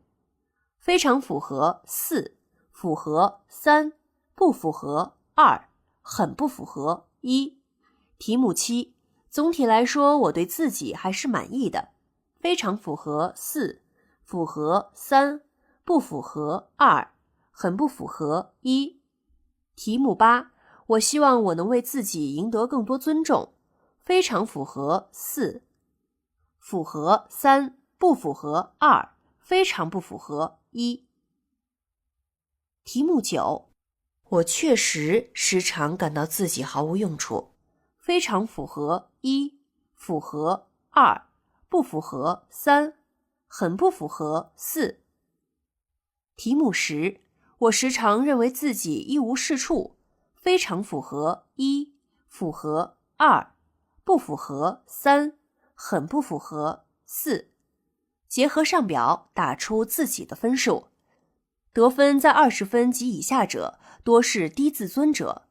自尊不足的人无法对自己和他人给出正确中肯的评价，在社交活动中也通常会给人留下不好的印象，而这些不好的社交经历又会使他们害怕社交，不想参与社交，从而形成一种恶性循环。如果你是一个低自尊者，不妨参与到下面这个练习中，按照这8个步骤来建立自信。第一步，写下你在社交中的优点和缺点，并想象一下你想要拥有什么样的社交，过什么样的生活。当这些缺点变优点后，你的生活会是什么样子？如下表所示。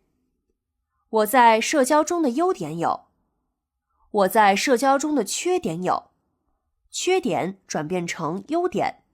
第二步，回顾令自己印象深刻的几次社交经历，想一想自己在这些社交活动中表现积极的一面和消极的一面，将自己表现好的地方写下来。第三步，找到你的同路人，多和与你心境相同的朋友交流相处，从而帮助你聆听自己内心的声音，更深入地了解自己。第四步，提醒自己每件事都有相对性，并不是绝对的。每个人所处的位置、角度不同，想法也会有所不同。不要钻牛角尖，更不要错误地揣度他人的想法，用宽容的心态面对他人的拒绝和批评。当然，对于他人具有建设性的意见，自己也应当接受，不要过于自我。第五步，对低落的情绪叫停。当你产生消极想法时，尤其是对自己产生负面评价时，如认为自己很笨、缺乏想象力、没有吸引力等等，及时停止这种想法。可以制作一个图表来督促自己，记录自己每天有过多少次这样的想法。当你的消极想法出现的次数越来越少时，就代表正朝着积极的方向发展。第六步，想象自己成功的社交经历，回答以下几个问题：一、社交成功是因为自己还是因为别人？二、有几次是因为自己，有几次是因为别人？三、与谁相处时自己会觉得自在、很舒服？四、什么样的社交场景会让自己感到愉快？接下来你就可以尽量选择与那些令自己感到自在的人相处，选择令自己感到愉快的社交场景，从而使自己在一次次良好的社交体验中享受其中的乐趣，不再害怕社交。当你社交失败时，也许只是这个社交场合不适合你，也许是你还没有做好某些准备。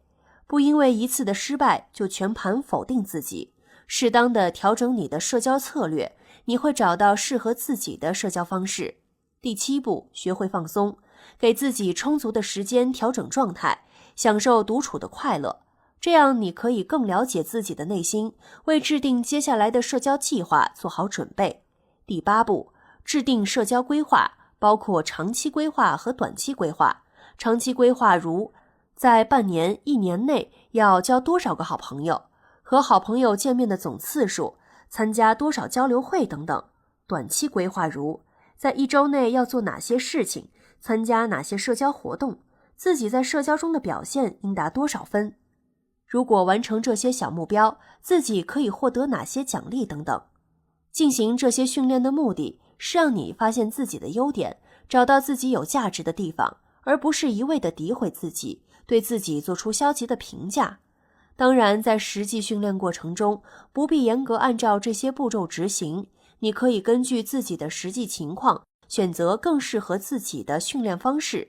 另外，如果你有自己的兴趣爱好，如读书、弹吉他、跳舞、变魔术等等，你也可以将其发展成为特长，甚至成为某一方面的专家。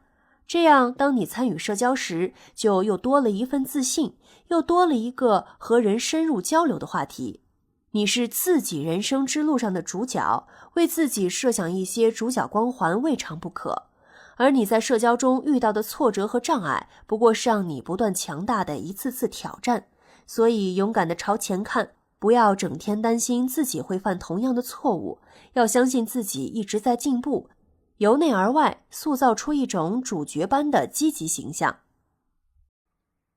第17集，摆脱恐惧后遗症，享受社交乐趣，打破隔阂，维持良好的人际关系。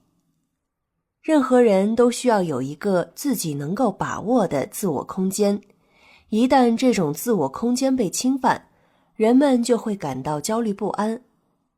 正如契科夫的小说《装在套子里的人》中的主人公别里科夫一样，社交恐惧症患者也倾向于生活在自我的空间中，将自己和其他人隔离开来，使自己孤立。他们既不指望自己从他人那里获得温暖与快乐，也不会主动向他人传递温暖与快乐。很多人在做出决策之前都会算一笔账，确定自己将会付出的金钱成本、时间成本以及可能得到的收获等等，然后再决定是否实施某个决策。在人际交往中也是一样，当我们决定和一个人继续交往时，就必然期待可以从对方那里获得些什么，或者至少自己的付出和得到能成正比。社交恐惧症患者在计算成本和收获的过程中，大脑中想的大多是，虽然他很友好，但是值得我跟他继续交往吗？即使我觉得值得，难道对方也觉得值得与我交往吗？而且，万一我们深入交往之后，发现对方并不如想象中的那么好，该怎么办呢？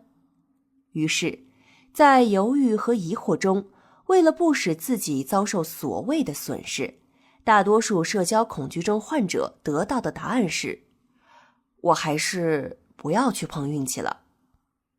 一位社交恐惧症患者这样描述曾经的自己：我非常害怕社交，不敢和人进行深入的接触，即使我对某个人真的很感兴趣、很欣赏，我也不会表现得很主动，反而会让自己看起来对他漫不经心，让人觉得我根本不在乎他。我的行为总是和思想背道而驰，为了不承担被拒绝的风险，我也只好这样伪装自己。其实，社交恐惧症患者的这种行为是缺乏安全感的表现。他们无法轻易地信任对方，因而会主观地做出对自己来说低成本的行为，尽量减少社交中的尴尬局面。社交恐惧症患者之所以经常选择独处，是因为他们在社交中总是会感到焦虑不安。他们担心自己会因表现不佳而被人嘲笑，担心自己不被他人接纳，而且他们总是会过分地关注自己大脑中的负面想象，使自己遭受社交恐惧的侵扰。因此，只有打破和他人之间的心理隔阂，社交恐惧症患者才能更好地投入人际交往活动，维持良好的人际关系。习惯性的逃避行为并不能消除社交恐惧症患者内心对他人的排斥心理。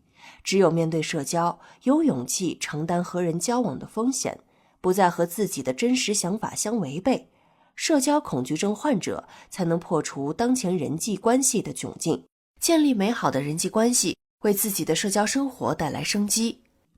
所以，如果你也在犹豫、徘徊，为是否要信任他而纠结，请试着依靠当时的情境、思维状况以及以往的社交经验，在认真思考后做出判断，而不是习惯性的给出否定的答案，拒绝对方的好意。要知道，高收益往往伴随着高风险。当你跨出了和对方深入交往的第一步，虽然需要冒一些风险，但结果会令你受益良多。消除误解，维持稳定的亲密关系。在亲密的人面前，我们大多数人都会感到很自在，和对方无话不谈。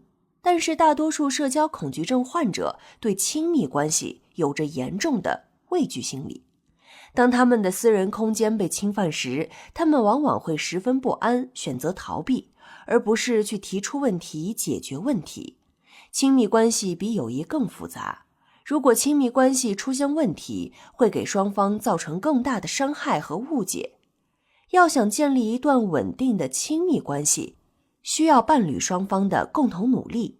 以下几个小方法可以帮助社交恐惧症患者建立一段亲密的关系。一、和伴侣谈话，不论是同事、朋友还是家人、爱人，交流都是必不可少的。大多社交恐惧症患者在亲密的人面前也无法做到完全放松，他们担心自己说的某些话会让对方多想，也会影响自己在对方心中的形象。于是，为了不说错，为了不影响俩人之间的关系，他们就干脆选择不说。但正是由于缺乏交流，双方之间的隔阂和误会也会逐渐加深。因此，在和亲密的人相处时，不要总是想着伪装自己，多说一说自己的心里话。你和对方的交流越深入，对对方就会多一份理解，少一份误解，俩人之间的相处也会更自在，更随意。即使有不满，你也可以说出来，不然你内心那颗不满的种子会逐渐发芽长大，让你越来越难受，甚至使亲密关系破裂。二、共同参加一些活动。如果你们有共同的兴趣爱好，一起参加一些活动是最好的选择，比如打乒乓球、跳街舞、溜冰、滑雪、去图书馆看书等等。这样既有共同话题聊，又可以增进双方的感情。当然，你们也可以一起学习某项技能，在学习中共同进步。但要注意，如果对方十分热衷于参加某项活动，而你又十分排斥，那你也不必勉强自己去迎合对方。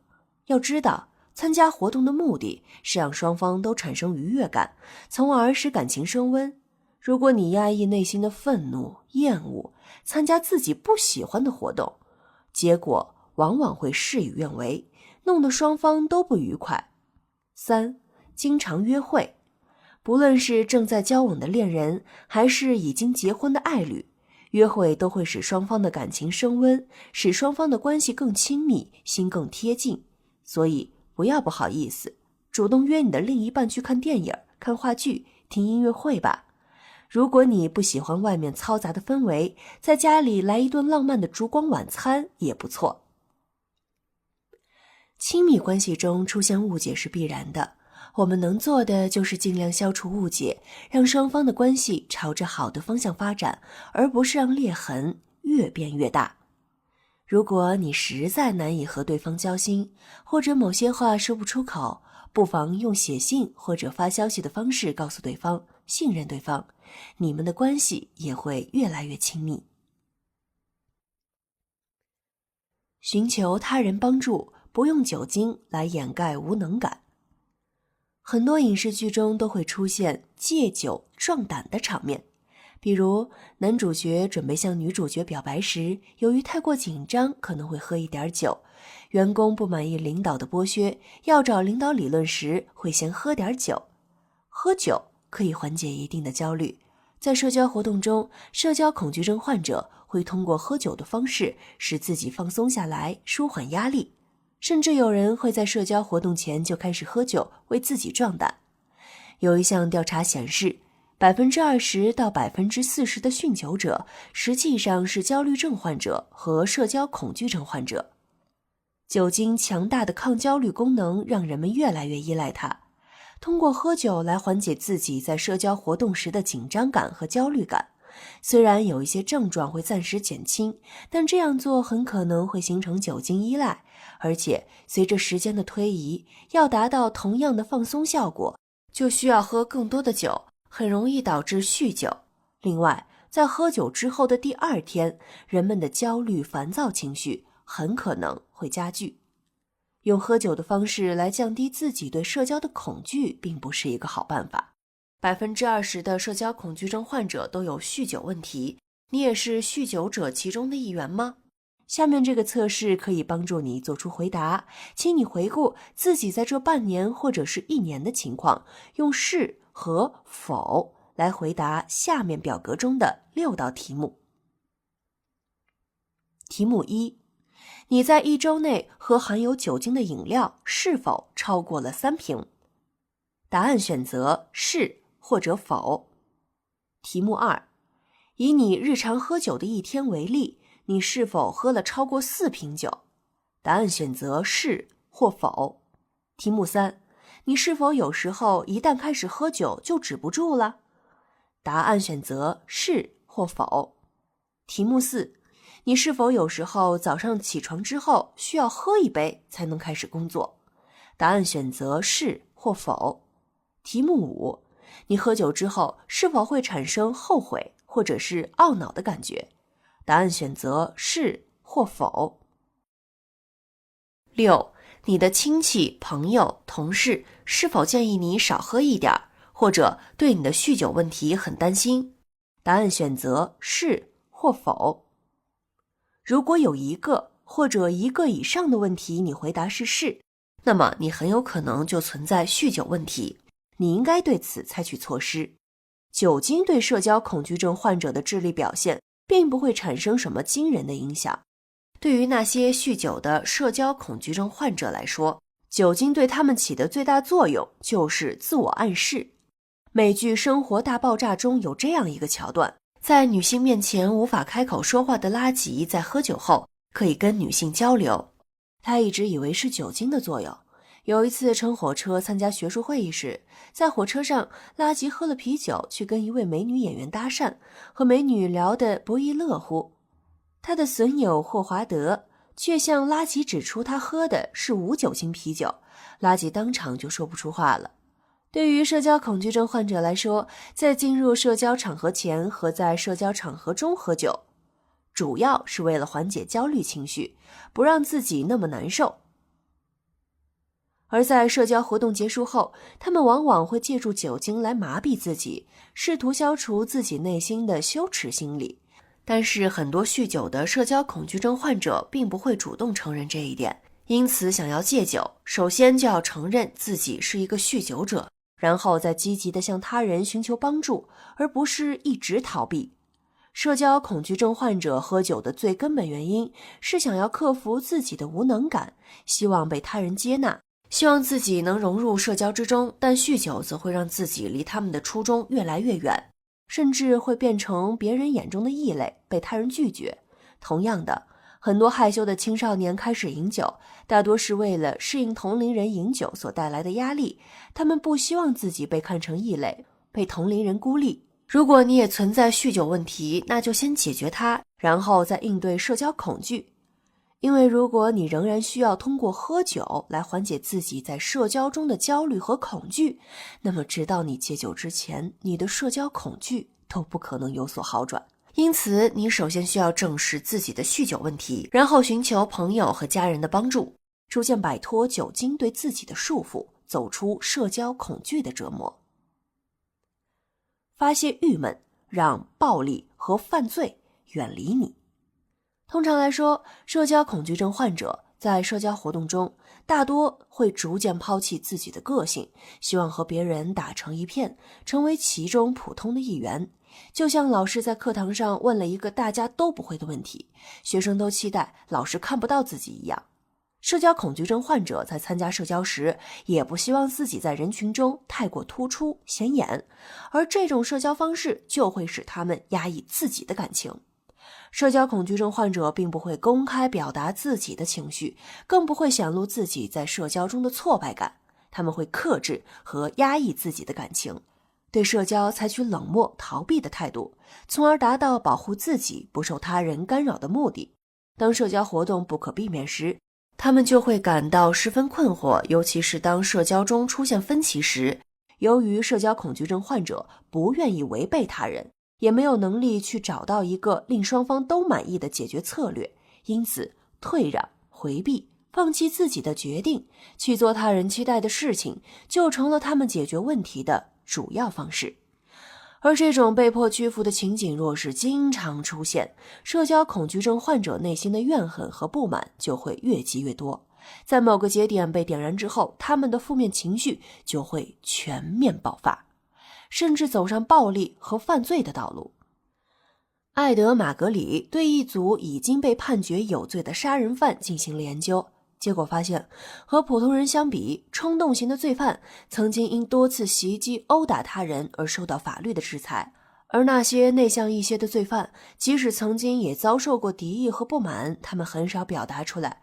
犯罪时，大多是他们第一次公开地表达自己的内心感受。此外，有些社交恐惧症患者害怕权威，即使发现有不公正的事情，他们也不敢挑战权威，而甘愿在被动和默默无闻中安全的生存，盲目的服从权威，使他们很容易成为某些激进人物的追随者，从而做出伤害自己和他人的事情。所以对于社交恐惧症患者来说，积极地表达自己内心的感受，不压抑自己的内心想法，不做出违背自己意愿的行为，才能更好地规避问题，远离暴力和犯罪。如果你是一名社交恐惧症患者，请学着表达自己的感受，不要担心会因此给自己带来不好的影响，做自己想做的事，努力和别人沟通，即使这样做会让人有些不舒服，但这可以让你正确地表达自己的情绪和感受，让你不再被困于痛苦之中。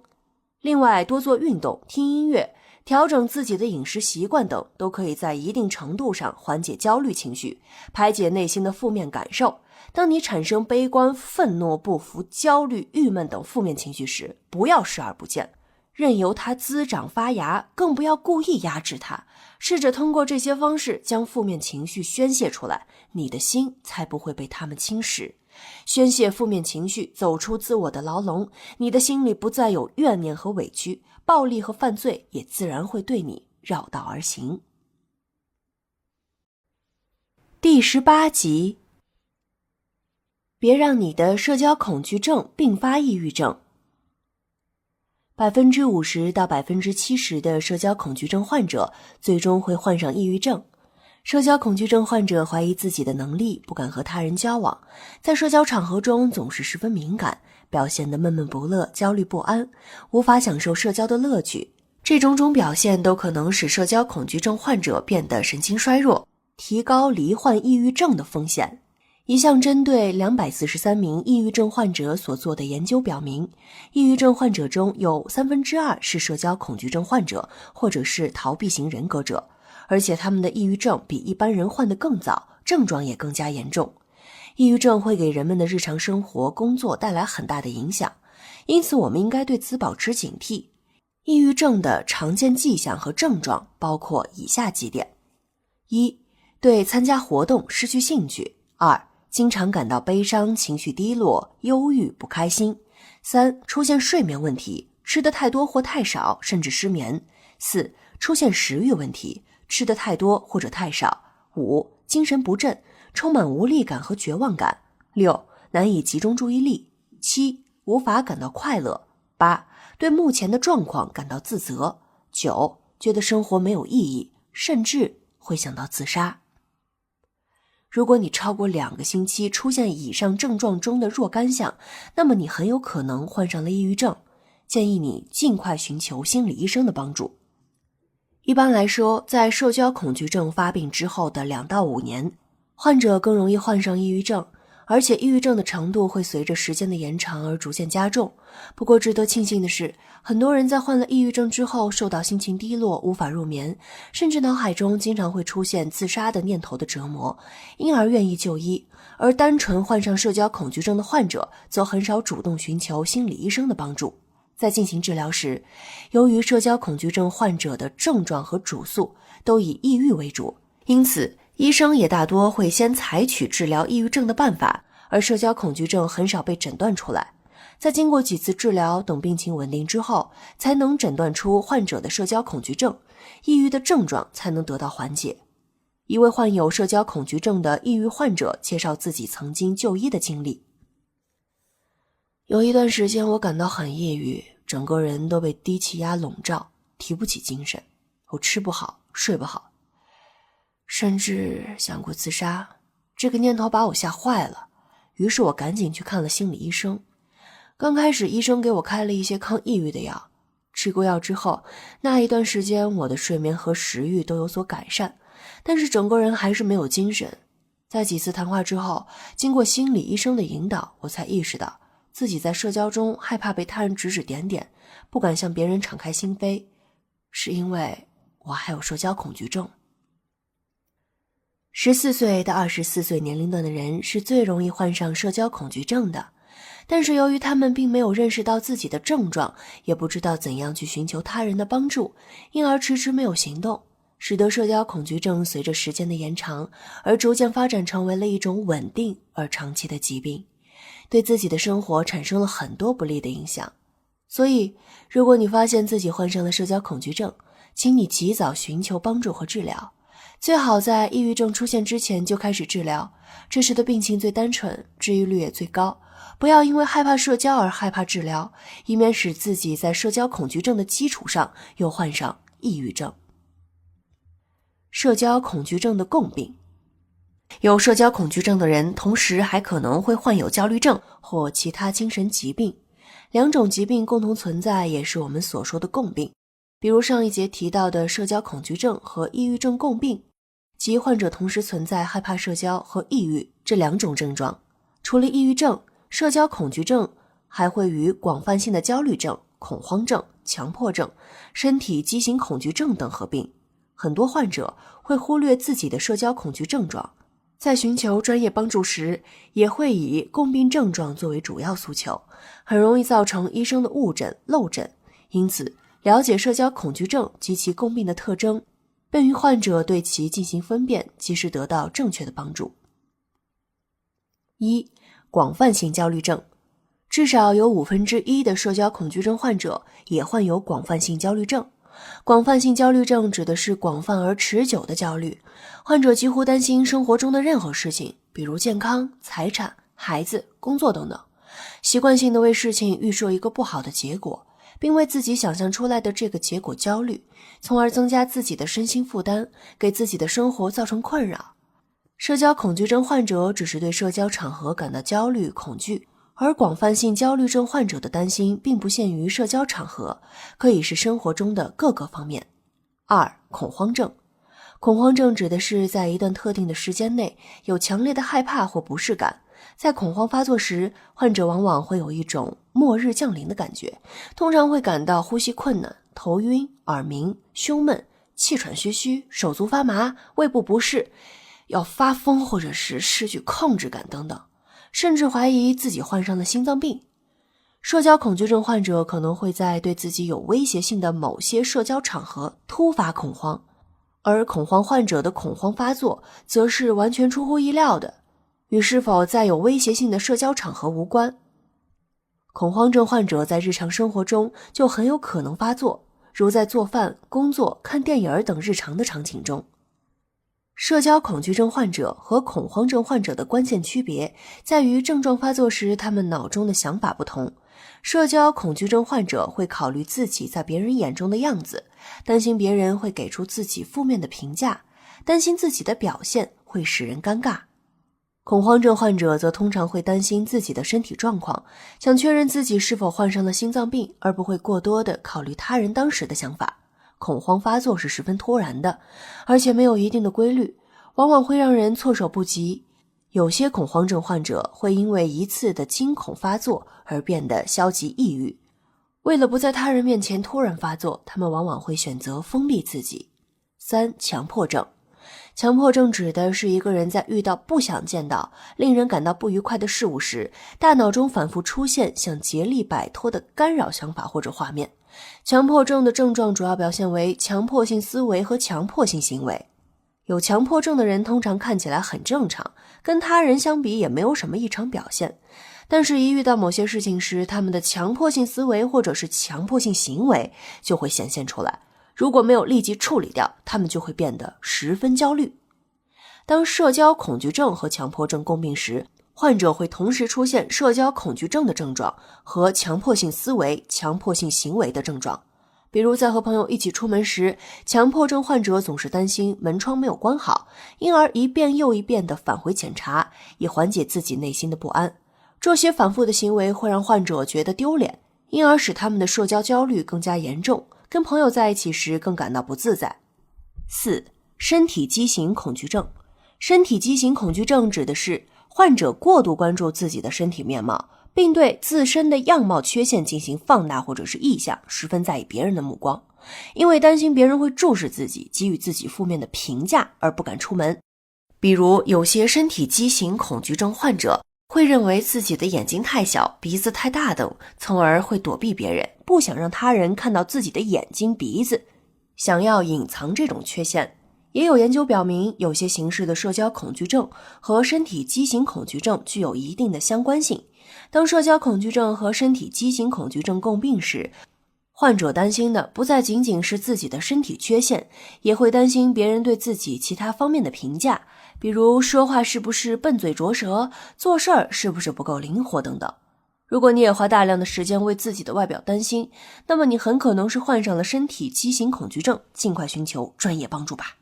总之，对社交场合采取回避态度，任由社交恐惧症发展，很有可能会引发其他类型的疾病，从而影响正常生活，影响一个人的整体生活质量。努力克服社交恐惧，建立和维持良好的人际关系，投入一些时间和精力来处理自己在社交中的问题，你的生活会迈向一个新台阶。听众朋友们，本书就为您播讲到这里，感谢您的收听。